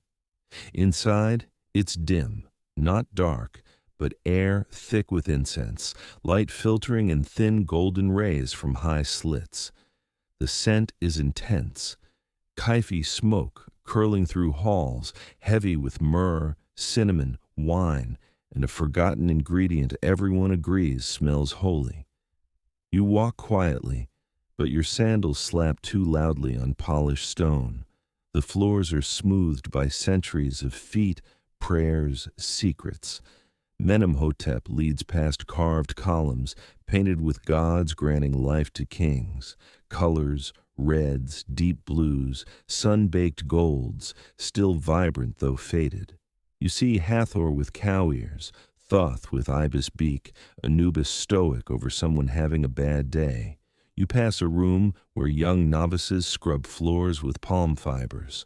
One, a boy about 10, glares at a beetle near the altar. He leans to crush it. A second later, the beetle flies off. Wise, murmurs Menemhotep, killing a scarab in the temple. He doesn't finish, just raises an eyebrow. You nod. Wise beetle. Eventually, you reach the inner sanctum, holiest space where only purest priests enter. You stop at the threshold as told. Menemhotep vanishes inside briefly, leaving you staring at golden doors carved with eyes, ankhs, symbols no one mistranslates. You hear faint whispers, a censer clang, then silence. When he returns, his eyes look glassy, dazed. He doesn't speak a while, just walks slowly, murmuring a hymn. Something about Ra sailing the sky and holding darkness at bay through order, breath, light. You trail, quieter. And for a moment you wonder, are the gods really there? Or in the ritual, scent, hush? Because whatever resides in that sanctum, real or not, it feels like something watching back. You exit the inner halls with the priest, blinking as sunlight hits like a linen-wrapped slap. It's brighter outside, too bright after the sanctum's hush and shadows. You feel like a beetle scurrying from dark to light, unsure if it's safer or more exposed. Menemhotep says nothing as he walks ahead and you don't press. He's elsewhere now. You've heard priests purify multiple times daily, bathing, shaving, avoiding foods, sleeping alone to maintain holiness for service. And even then, they speak only to God statues, not gods. That's commitment or madness. Or perhaps those aren't distinct in Egypt. You follow to the offering hall. Energy differs here, less holy, more practical. The floor buzzes with action. Low stone tables hold food trays, fresh bread, garlic, onions, dates, cooked fowl, dried fish, small beer cups arranged carefully. You see a woman in temple linen adjusting a pomegranate to face Hathor's painted figure just right. Like aligning fruit could fend off chaos, it probably can. In this world, order isn't an idea, it's armor. Menemhotep raises a hand and motion stops. With steady voice, he starts the ritual. You've heard prayers, everyone has, but these are exact, not fervent, not improvised, chanted like measures. Bread to satisfy, beer to purify, fowl to elevate, onion to awaken. Each word lands like a chisel tap. You realize this isn't begging, it's upkeep. Like feeding fire, oiling universe joints. The priest places bread before Osiris's statue. He doesn't look hopeful, he looks accountable. Like if he doesn't do this right, something awful might escape. You sneak a glance at the statue. It doesn't move, but it doesn't stay still either.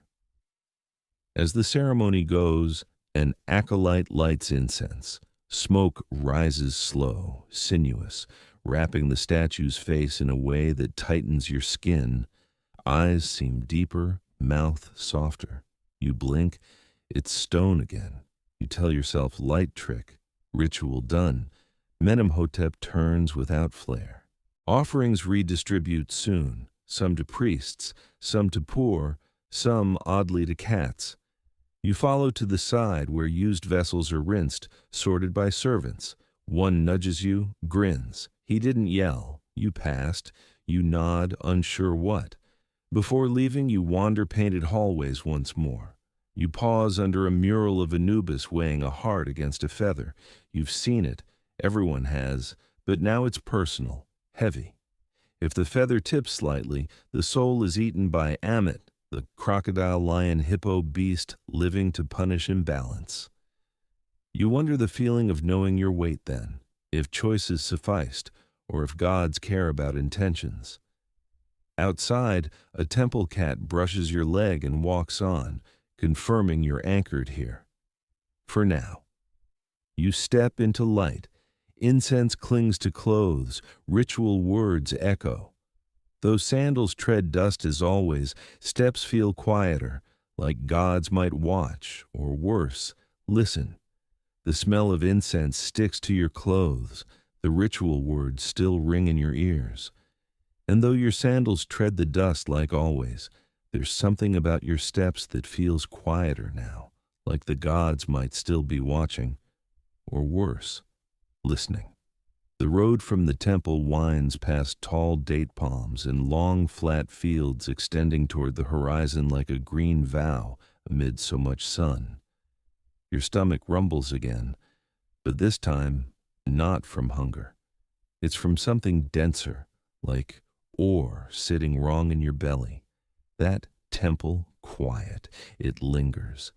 But now the quiet is replaced by the sharp clink, clink, clink of metal on stone.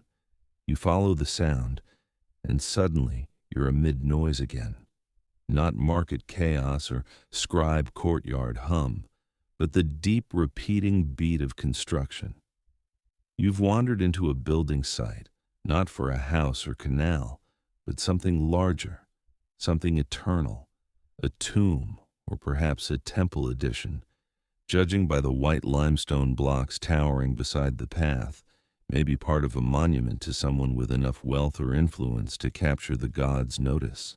The workers are everywhere, shirtless, dust-covered, muscled, and sun-darkened.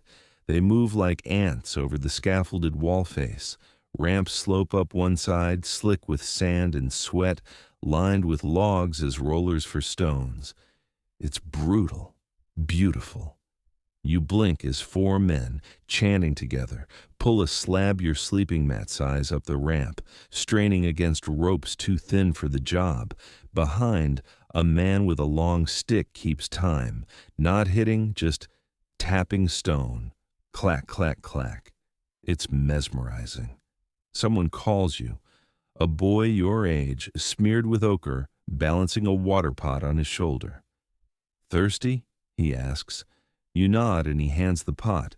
The water is warm but clean, tastes like dust and iron. You return it. Here to work? He asks. No, you reply. Just watching. He grins. Then stay out of the way or you'll end up in the foundation. You laugh nervously. Nearby, a master carver hunches over a half-done stone panel, using bronze chisel and rounded mallet to slowly animate the gods. You see outlines of wings, ankhs, a falcon's eye emerging. The stone flakes in delicate curls falling like snow around his knees. You step closer, intrigued. The lines aren't random. They're a story, a scene shaped detail by detail. A noble offering to Osiris with hieroglyphs dancing like flames above. A blank space in the lower left awaits the man's name.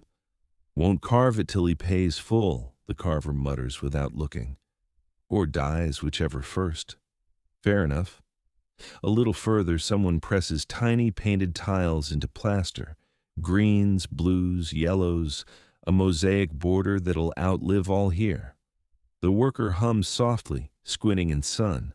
Another man crouches nearby, adding mortar to a block side, muttering low, fast. You lean and realize he's whispering his name into the crack. You've heard this. Workers sometimes hide names between slabs scribbled in red, scratched with nail, or whispered into wet plaster. Not for fame, just to be part of something enduring. You walk the unfinished wall base and pause by a small offering table, roughly carved, half dust covered. On it, a hard bread loaf, dried lotus, beer sip in a bowl. Not for workers, for stone gods or dead or wall itself. Hard to tell where one ends, other begins. You sit on a half-shaped limestone block, careful not to smudge carvings. It's warm, soaked with sun and history. Around, Work continues in hall, chisel, smooth, shout, hall choreography. Men grunt, sing, argue, laugh like ordinary day. And maybe it is, but doesn't feel ordinary because these aren't walls. They're promises, stories in stone, buildings for eternity. A nearby team wrestles a huge wood beam, raising for scaffolding with ropes, pulleys, human will. Structure creaks, resists like a bull, but slowly, inch by inch, it rises, and when locked, collective cheer. You join without thinking. Someone slaps your back. "Stick around," he says, wiping brow. "You'll see odd before day ends." You raise eyebrow. "Odder than this?" He grins. "Wait for the painter." And on cue she appears, woman in faded red headscarf, fingers stained cobalt and ochre, carries pigment tray, pots in perfect circle like offerings, eyes sharp, walks like used to forbidden places, kneels by fresh panel, opens pots, lapis blue, malachite green, iron oxide red, charcoal black, pale shimmery smelling crushed shells. You watch reed brush dip blue, trace falcon wing curve, movement precise, fluid, fast. In one breath, creature born from stone, hand steady, eyes unblinking. "How paint so steady?" someone asks. "Because I want remembrance," she replies without stop, then stops, dips thumb gold powder, presses falcon chest center. Heart of raw, murmurs for protection, men's silent moment, then hammering resumes. Later, sun lower, shadows stretch, cooling stones, deepening carved gods. You rise from seat, walk construction yard edge, broken fragments piled rough heaps, discarded bits not making cut. Spot small piece like foot, another open hand, maybe unfinished statue parts, damaged shaping. Won't use now, but even pile seem belong. Crouch, hand over cracked surface discarded block, find faint mark, name barely scratched, almost erased time sand. Can't read, but there. Whisper in stone. Wonder if day-own name sit dust layers like this, forgotten maybe, but etched deep some part holds. As walk village, glance half-finished monument, scaffold glows orange late light, wall shadow stretches long sand, arm toward forever. Won't see finished, but someone will. And in Egypt enough. Walk home starts groan, legs ache, feet dust-coated, thin red line shoulder satchel strap dug, arms overcooked barley, wobbly, heavy, resentful. But move, one sandal slap time, back palm fronds rustle, cook fires smoke. Light changed, not midday glare, not dusk hush. Golden hour, glow makes everything painted, even cracked mud walls shimmer gold, children chasing barefoot seem mural figures alive. Stop, let cart pass. Two oxen pull slow, heads low, eyes half-lidded sleepy old men. Driver nods, mutters jackals stealing fish. You nod. Of course. Village edge, pass woman squatting water jar, cooling hands, hair coiled, linen wrapped damp washing, hums softly, tuneless flowing matches sky color. Almost home, someone tugs elbow. Child 6 maybe, grubby, barefoot, determined. Want see something? Ask, you blink. What kind? Don't answer. Grab hand pull narrow alley 2 courtyards. Follow, half curiosity, half child drag resist. Alley opens small dusty square, half shaded leaning fig tree. Beneath, storyteller performing. Not grand, no royal scribe temple bard. Old man voice, gravel belly well-fed hippo. Seated upside basket, surrounded half-circle children adults pretending pass. Settle step edge, listen. Then old man says, eyes wide. Crocodile looked Pharaoh, I said, that's my river. Gasps, laughter, you grin, ridiculous, perfect. Someone offers dried fig shared cloth. Take without asking who, doesn't matter, everyone here. Story winds temples, curses, dancing monkey, sneeze-cracked pyramid, children, raptures. One leans far, falls storyteller lap, theatrical oof applause. Tale ends, old man holds date pit solemn, moral never ignore dream smells onions, everyone nods sense.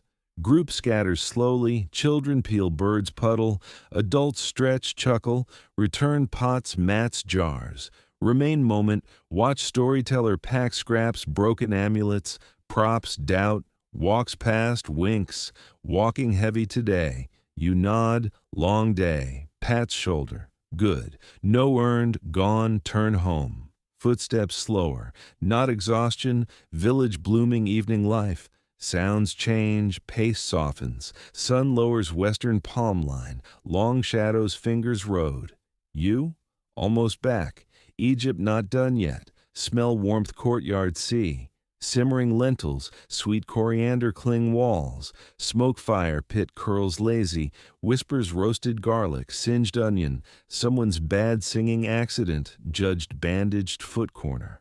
Step inside, feel mix fatigue safety. Family chaos full. Children laughing loud. Someone arguing water turned tomorrow. Aunt chasing chicken determination suggests more dinner, vengeance, drop satchel doorway, land's thump spills, few onions, leftover bread crust, dried lotus bundle tied string. Someone scoops curious hum.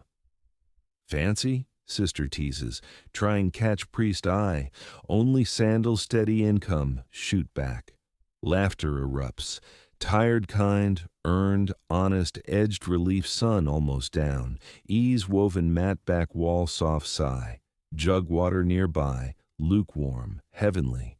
Drink outran lion, mother appears bowl food, lentils, garlic, single dried fish strip perched crown. Take reverently, never seen fish royal, look sunburned says, cool cloth neck, nod, saw man whisper name wall, pauses, shrugs. If wall listens, polite answer. Household settles evening routines. Cousin fixes sandal strap twine, chewing end makes stronger. Someone fans Cole's life barley porridge pot. Above, sky dimming. Not black, deep rich blue Egypt sun, not left stars breathe. Take bite meal. Lentils spicy tonight. Fish salty remind market barrels, good, real. Savor slowly, chew bite sentence end. Neighbor pokes head low wall. Here? Asks. Priest dropped offering bowl temple today. Say, cracked floor. Full? Someone calls. Full pride, replies. Everyone laughs. Stories, little, fleeting, ridiculous, float embers, sparking, fading. Some true, half true, all belong. Last sun slips palm trees, stretched legs, belly full, hands dusty, throat dry, mind humming. Today, ordinary Egypt, ordinary sacred. Close eyes second. Listen, cicadas buzz, soft clay pots clatter, someone whispering bedtime prayer, half-sleeping child. Home sounds. Heart sore sunburned whispers, still here. Evening doesn't drop Egypt, settle silk shoulders, sky dims slow, deliberate, long shadows village courtyard, color drains walls, pottery, linen hanging limp lines, everything softens, cools, pauses. But think day quiet, doesn't.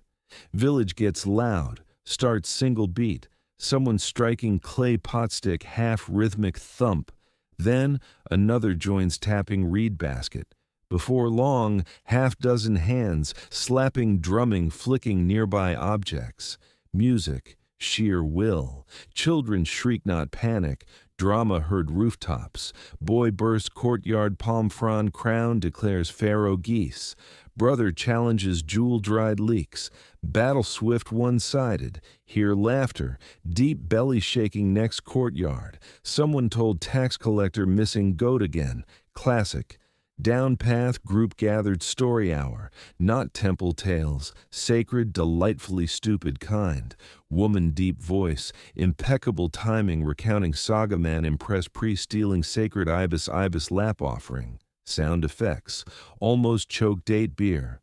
Then flirting, happens rainfall scattered impossible track, glance, compliment pointed casual, boy offers girl, honeycomb says sweeter smile, scoffs, takes anyway, young woman household walks past courtyard stack laundry head, cousin nearly trips feet pretending not notice, all notice, music drifts village edge, someone playing double reed flute, sounds slightly off key earnest, kind makes dance elbows, hips, feet, small group gathering tamarisk tree, no formal invite, wander watch.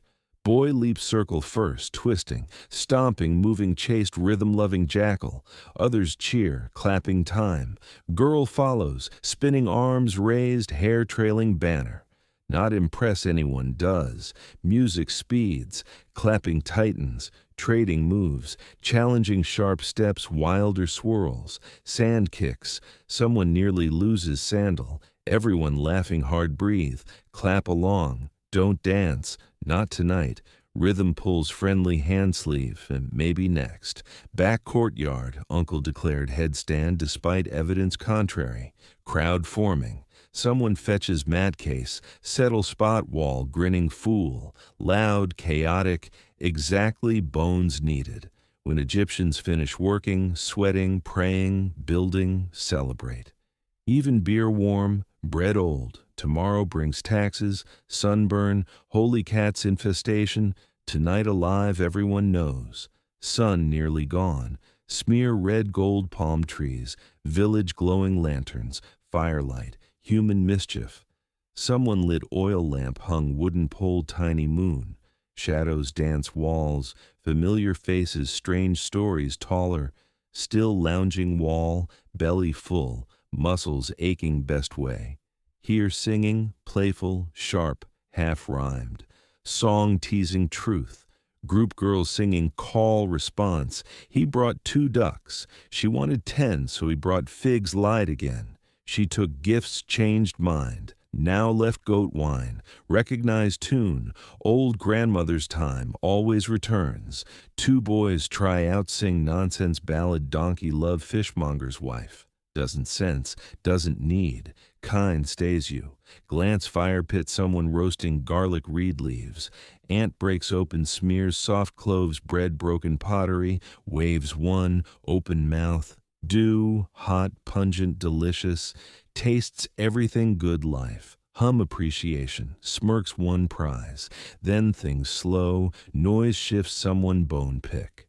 Tonight neighbor, tracks onions missing garden. Standing courtyard center, limp green onion stalk evidence courtroom. Not saying took, says glaring cousin. But onion didn't dig walk away. Cousin looks offended. Maybe did. Maybe smarter looked. Someone coughs hands. Smells onions, though. Cousin glares. All smell onions. Fair point. Dispute spirals village comedy seen 1,000 times. Neighbors chime, contradict, switch sides mid-argument.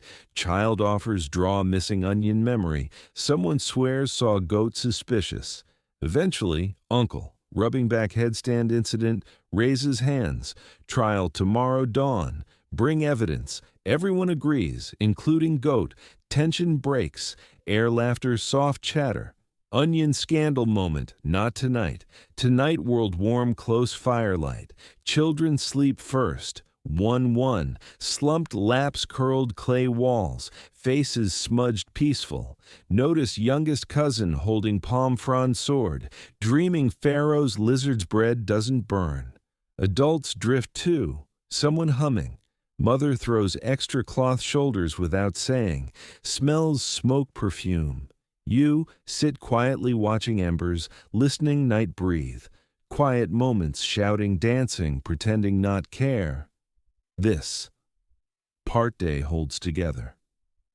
Stillness noise, heartbeat jokes, knowledge belong right here, now, Middle Egypt, end another perfect, exhausting, ordinary day. Stars arrive, old friends, 1-1, no hurry, no shout. Glowing softly rooftops, blinking palms, watching village nighttime skin, stretch arms, head lie mat, gaze tilted, blackening sky. Dust day clings skin, don't mind, earned. badge. Somewhere nearby, baby whimpers hushed. Clay jug tips. Dog barks nothing. Particular gives halfway. World quieter, never silent. Then here. Footsteps. Not hurried, heavy, purposeful. Sit up.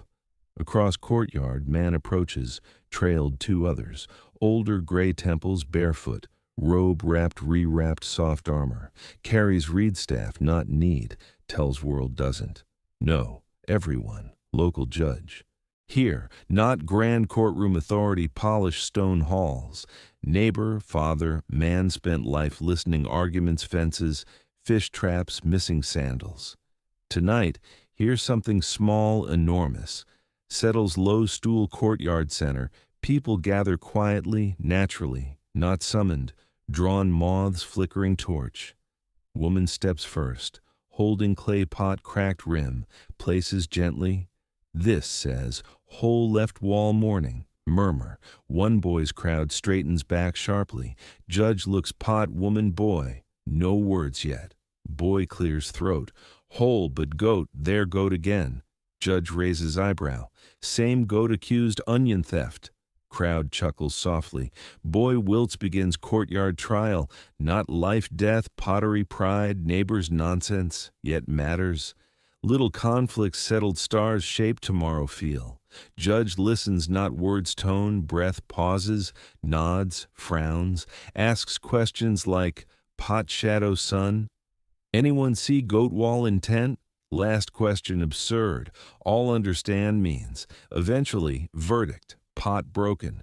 Goat troublesome, innocent, malicious intent. Boy replace vessel equal size. Woman accept without complaint. But, judge adds, either brings up tomorrow, assign both dung hauling week. Agreements murmured.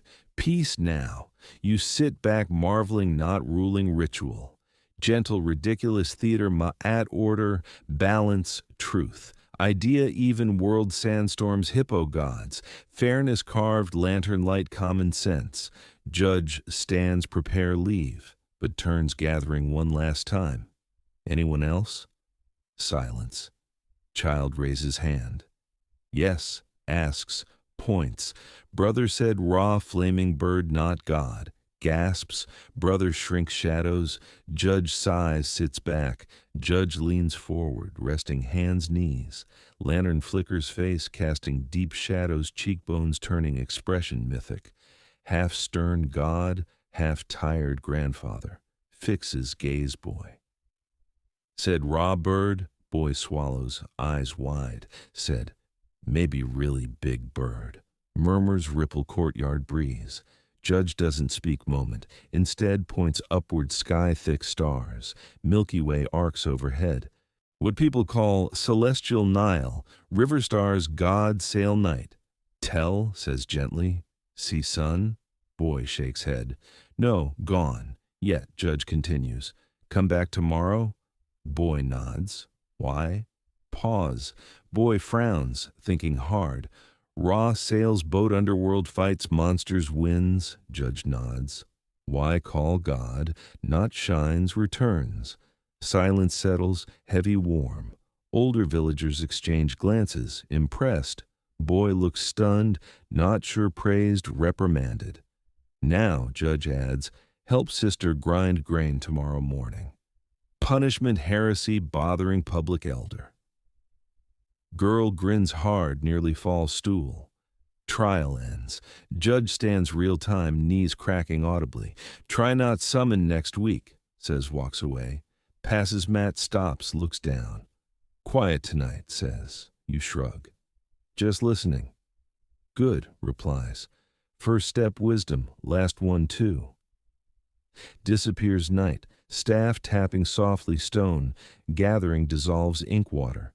Neighbors peel homes, children scooped arms, older folks stretch backs, exaggerated groans. Girl reported brother offers roasted fig piece, offering awkwardness. Accept, fig sweet, sticky, slightly smoky. Fire burned low, bowl warm, orange coals. Uncle mumbling bedtime story, no one particular. Donkey found gold, refused share. Half family heard, no one stops. Lie back, hands folded, head, eyes stars. Somewhere sky, imagine Ra's boat passing overhead, blazing silently darkness, dragging sun. Think God's stories today. Hathor, Taweret, Bes, now Ra. Each tangled world reads Nile. Some worship joke, argue public trials, all threaded breath. Meals, chores, mistakes. Last, laughter fades, silence creeps, realize else. Not quiet exhaustion, quiet balance, Mahat. Tomorrow begins sandals, onion, sweat gods, watch whisper, right middle, up sun. Not paragon virtue discipline. Rooster decided 4:30 a.m. reasonable scream universe. Matt lumpy back remembers chores. Sit rubbing eyes. Moment wonder lie pretend floor. Hear first clatter bread making courtyard. Sound means mother awake. She's awake. Borrowed time. Rise. Air cool. Not cold. Never truly. Fresh makes skin tighten, thoughts sharpen. Stars fading. Eastern horizon glows faint pink promise. Tie linen sash loosely wander courtyard. Fire going, coaxed life last coals. Mother kneeling hearth, hands coated flour. Doesn't look, says, grind barley. No better argue. Take place grinding stone, flat basalt slab paired smaller oval stone, same tool grandmother used, grandchildren probably use. Begin motion back forth, pressing, dragging hard, turning rough barley almost flour. Arms ache minutes, back protests, fingers sting yesterday's blisters, eternal rhythm Egyptian household, not pyramids, not temples, back forth, dust grain. Glance sister, shaping dough, clumsy determined, hums breath, tuneless cheerful, mother sprinkles herbs, cooking pot intensity, priest anoint statue, fire hisses, grinding stone grates, child sneezes next courtyard, day begins, time sun shows golden face, fresh flatbread smell fills air, first batch lumpy scorched bottom, mother says nothing, eats half, hands rest, moves. Take portion perch wall eat, crispy, warm, earthy. Smear garlic one side, flex mint. Perfect, imperfect things. Chew, village wakes. Someone hauls water, someone yells donkey. Baby cries reason baby. Above, sky brighter blue. Glance horizon spot, dust trail distance. Small group approaching village. Traders maybe, messengers. Outlines shimmer morning light. Visitors means news. Hop wall, wiping hand sash. Curiosity hums chest. New day, new arrival, new twist, familiar rhythm. Even life repetition, grinding grain, baking bread. Rising sun, change creeps. Awake early notice. Dust cloud closer, resolving shapes. 3 men, donkey, slightly wobbly cart. Cart stacked bundles faded cloth. 1 man waving lazily, tired saying hello. Handful curious villagers drift road edge, not official. People do strangers arrive, bring eyes ears. Lead man older, wiry, skin leather voice sandpaper clay.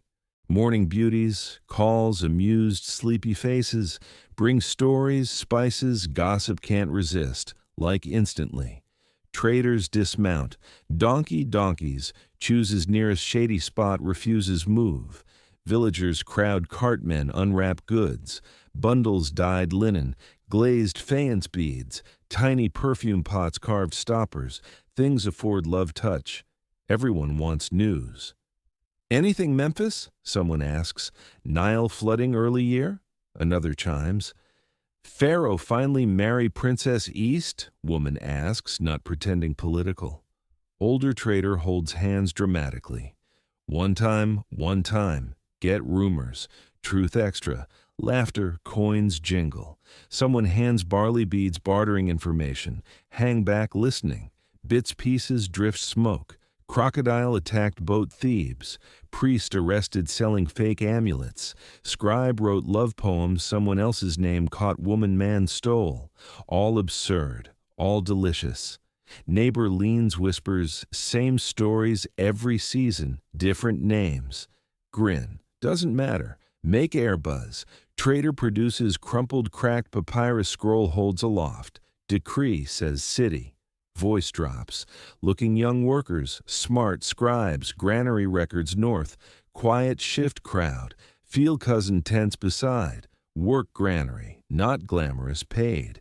Importantly, new. Village kind, small. Small, everyone knows father's laugh worst mistake. Idea leaving, even stamped documents count baskets grain. Suddenly wide open door. Cousin speaks first. How many? Trader shrugs. 10, maybe 12. Young, literate, hands don't tremble, stomach tightens. What test? Gestures inkpot, make ink. Out, that's it. Blink, test, follow directions. Grind burnt acacia bark. Mix water gum. Stir broken reed. Messy. Smells sharp earthy roasted wood spit. Mixture thicker. Clings brush nicely. Dips pen. Tests scrap. That'll do. Sits stretching back. Says, want north? Need recommendation. Give pass one test. Stomach tightens. What test? Says, make ink. Out. That's test. Follow. Grind burnt acacia bark. Mix water gum. Stir broken reed. Messy. Smells sharp earthy roasted wood spit. Mixture thicker. Clings brush nicely. Dips pen. Tests scrap. That'll do. Sits again. Slowly. Looks kind. Gaze makes feel 10 years old. 3,000 wise. Got something, says. Not sure say, don't. Not smartest, adds. Not quickest, listen. Pay attention, fix mistakes. Didn't spill ink cat, puts ahead last 3. Cat Q stretches dramatically lap. Nods, tell trader 1 picks. Other many uncle priesthood rather not cursed. Manage breathless thank. Waves off, still walk, carry pack. Get nobody, apprentice hot room copying grain counts fingers fall off. Nod inside shift sounds wonderful. Stays with, day departure sooner expected. Always, wake different silence. Not usual lazy hum village rising sun, crisp stillness, world holding breath. Belongings packed, small satchel spare linen tunic, tightly bound roll best writing samples, pouch dried figs, importantly, small ink pot gifted village scribe. Not new, not uncracked, holds pigment loyal friend. Mother stands door, arms crossed, not scolding, weeping, watching. Beside sister, half asleep clutching old woven cloth royal banner. Tie sandals slowly, dragging moment. Finally, mother says, don't forget barley comes. Nod. Understand means not bread, roots, step rising sun, group small, 6 nearby villages, gathered roadside pale dawn light. Trader back, extra donkey less theatrical greeting. Nods, hands walking sticks canteens. Take place line, begin walking north, fields thin. Tight patchwork barley emmer wheat gives long dusty grassland stretches, broken occasional acacia trees standing alone marker time. Conversation quiet first, everyone nervous, wondering measure up dreams spun heads, solid felt village hearths warm, chat boy riverside town, taller older hands calloused years palm weaving, wants record keeper, says can't remember glyph tax exemption, ominous start. Trader tells stories walk, not polish sells markets, raw. Talk scribes lost count jars ended hauling bricks disgrace. Clear copied royal order wrong accidentally rerouted grain shipment flooded city. Tells shrug, dropping seeds dirt sea grow. Still want job? Asks smirk. Answer hesitation. Yes. Answers. Good. Means probably right.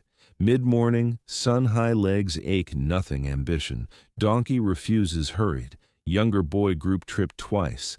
Delta girl blister date pit size. None matters round bend C. Outline scribal compound. Low wide tucked date palms grove.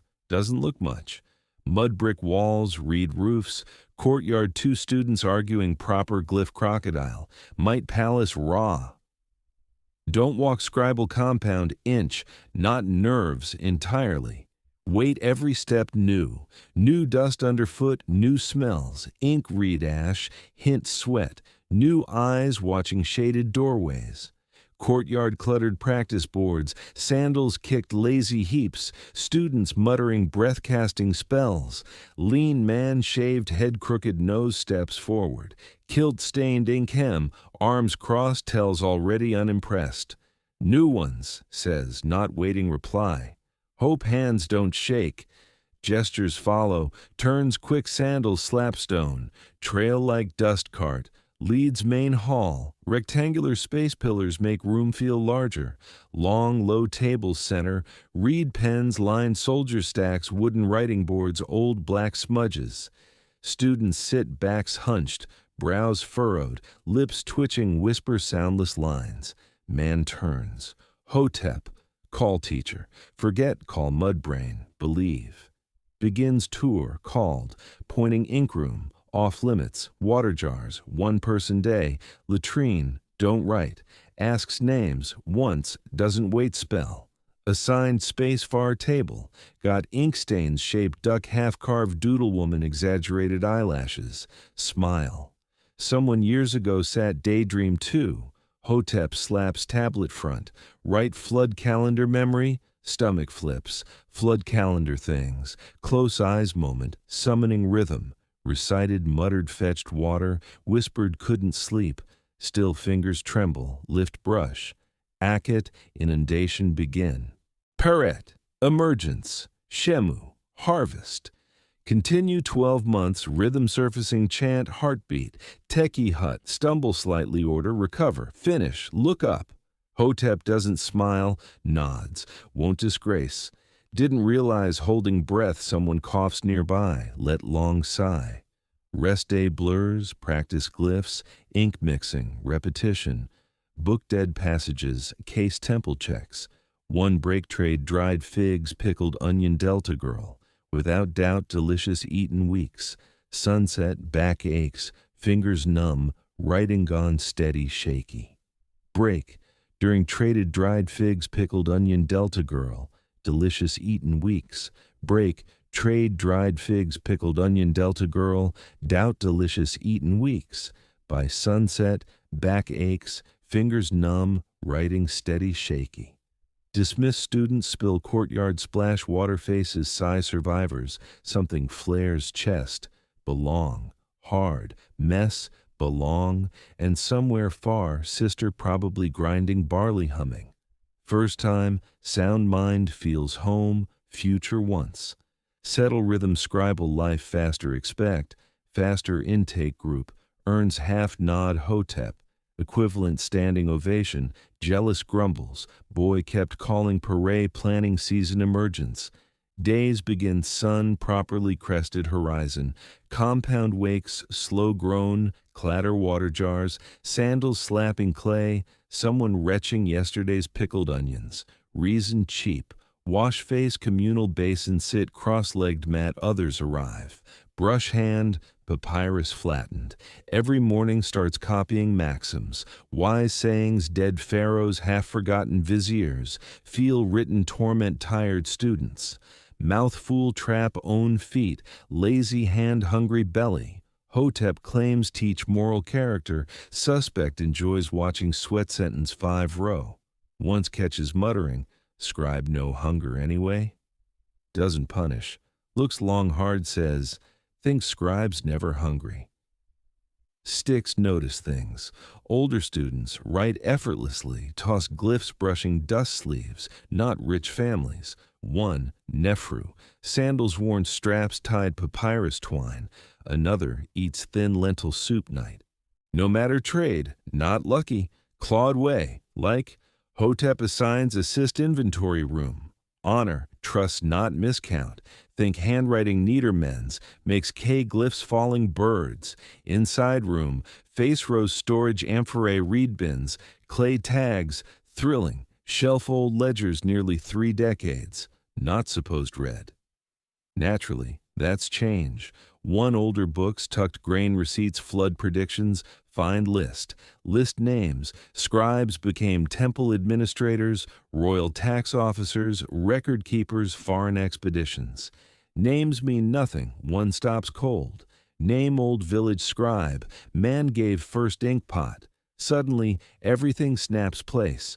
Quiet way watched copy, way handed papyrus word, ink recipe memorize, not training leave, passing on, run finger faded ink name, not carved stone, won't last forever, there, written proof, quiet life, loud echoes. Next day, return inventory room early, earlier supposed. Light oil lamp, brush trail beetle shells, ledger shelf, open old book. Something sacred now.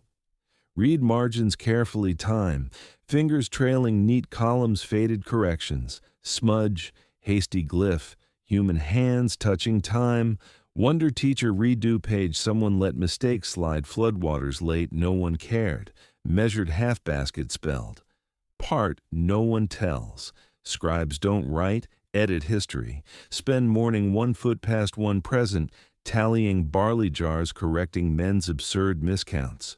Record 4 baskets 3? Maybe one imaginary. Absorbed numbers, almost miss visitor arrival. Compound quiet, someone held reed throat. Hotep's voice echoes hallway. Stand, drop brush, step courtyard royal inspector, kind gold-trimmed sandal scrolls make priest blink. Walks, owns Nile. 2 assistants trail, carrying writing boards, bundle scrolls tied crimson cord. Here, performance evaluations. Didn't know real. Inspector wastes time. Gestures student, daddy lentil soup boy, rattles dates, grain counts, obscure shipping decrees. Daddy answers flawlessly. Inspector grunts, note turns you. Scribe, give flood prediction coming season. Tell yield parade rise fall. Mouth dry. Run numbers head. Quick, faster. Nile peaked earlier year. Predictions lower rainfall southern provinces. Remember clay tablet 2 weeks? Cracked riverbanks temple rationing. Breath. Yield fall. Say, steady. Lower inundation levels. Kush delayed rainfall planning weeks. Hotep watching, expression unreadable. Inspector nods. Source supports? Almost smile. Ledger 18, lines 1428. Trade report southern barge logs cross-reference temple rainfall records. Inspector nods, stops writing. Then, astonishment, smiles, flicker approving. Brief accident, nods, moves. Later night, sit rooftop stolen fruit legs dangling warm air. Sky velvet black littered stars impossibly old. Exhausted, something inside hums quiet golden oil fire. Hotep climbs stairs silently, sits beside. Moment, neither speak. Says, not loudest, fastest, see clearly, matters more. Don't answer, don't have. Down below flickering torchlight, another student hunched writing board, glyphs crooked smudged. Remember feeling realized not surviving anymore, becoming. Wake dawn, not must, want. No things changed. No dragging feet basin, no groaning pick brush. Time up stars twinkling. Ink pot uncorked fingers tracing glyphs air muscle memory. Feels breath ritual, writing seeped bones. Hotep downstairs sipping barley tea, raises eyebrow sees, gods whisper glyphs dreams. Grin, shouted, grunts approval, day assignment unlike before. Selected one other student record rituals temple Thoth monthly tribute Seshat goddess writing. Not copy, assist, record. No longer student dusty feet ink sleeves. Scribe. Walk temple, slow heavy heat, palm trees cast long shadows, sandy path, breeze carries hints, incense roasted chickpeas street stalls, approach white limestone walls, heart knocks drum, inside gates stepping another world, priests Thoth draped pale linen shimmer, heads shaved, faces painted coal, voices hushed reverent murmur. Handed writing kit shown small bench 2 reed pens, sheet fresh papyrus await, smoothed, blank, waiting history unfold. Don't time panic. Procession begins immediately.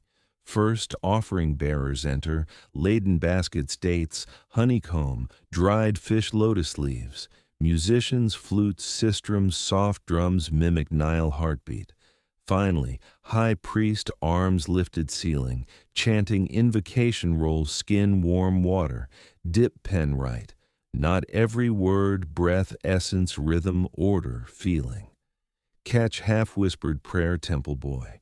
Record phrase high priest repeats 3 times. Note strange curved knife slice pomegranate, oil flickers, blue ceremonial lamp.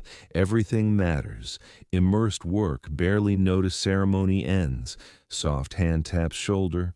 Head priest, taller expected, voice worn linen. See well, says glancing scroll. Many don't. Lingers, doesn't have. Exit temple, light outside blinding. Squint, roll scroll carefully, clutch tight. Not fear losing, alive, birthed something. Evening, back compound. Hotep doesn't ask went. Hands new scroll case, clean oiled leather single hieroglyph painted front. Glyph scribe, more, glyph memory. Now yours. No grand graduation, papyrus diploma, sistrum playing parade. Instead, final day student arrives quietly. Courtyard helping younger boys straighten glyphs justice. Hotep calls name, not bark, flat finality. Glance, standing gait, arms folded, scroll hand, sealed appointment scroll, appointment, new coming. Still, hands tremble walk, offers scroll wordlessly. Take, heavier looks, stamped red wax, tied temple cord, name etched carefully beneath glyph scribe. Run thumb wax, real, yours. Assigned Granary Records, Memphis. First real post. Hotep watches absorb news, says, don't mess. Pauses. Almost reluctantly adds, expect much, better expecting nothing. Nod, not trusting voice. Leave sunrise next day. No ceremony, farewell. Few nods. Classmates, stolen hug, Delta girl traded onions, boy couldn't write justice whispering, catch up. Believe. Road Memphis dry flat, wind sharp dust barely feel. Scroll case side swing step feels drumbeat beating forward. City walls rise horizon, tall sun-bleached crawling workers pigeons feel weight tasks settle. Not here, make statues lead armies. Here remember, count grain record truth. Mark births, debts, flood levels. Write words outlive voices. Words become memory, myth, dust, somehow still matter. First day granary chaos. Workers shouting, baskets breaking, ledgers missing. Given corner table 3 assistants argue counts full sack. Mid-morning, brush steady. Write totals, check entries, cross error clean red ink, feels strange peace purpose. Later week, merchant Thebes arrives, whirlwind gold jewelry complaints. Cargo list doesn't match scrolls. Tempers rise. Someone suggests copying error. Step forward. No, original correct. Fault barge logs. Scoffs. You, meet eyes, scribe. Say without flinching, blinking, everyone hears. Night walk Memphis streets alone. City hums. Priest chanting, children playing, drunk men singing badly off key. Sit river watching boats sway, moonlight unwrap palm leaf packet. Inside, small crumbling reed brush tied red thread. Old one kept, maybe day pass. Not yet. Tonight stays hand. Because once village boy inky fingers dusty dreams. Now when writing down, Nile flows softly dark. Sit embankment edge, scroll case beside, knees hugged close. Stars smeared sky spilled milk, air hums memory chants, footsteps, soft brushes papyrus. Somewhere nearby, scribe working candlelight, muttering glyphs breath. Imagine making strokes did, careful, quiet, deliberate, breathe. Remember calloused fingers, first teacher, cracked lips, market woman gave second date free, warmth sisters singing barley fields. Sounds don't make scrolls, echo. Because long kingdoms fall, temples crumble. Someone pick fragment wrote, read flood dates recorded, tax tallied, chant captured, see not ink, see. Child didn't know glyph lotus, student got ink sleeves. Scribe saw clearly. And now listener followed way end. Close eyes, feel hum river, wait scroll lap, warmth reed brush worn smooth grip, walk temples training halls, counting rooms courtrooms, made here, still, steady dreaming. Good night, little scribe. Sleep deep.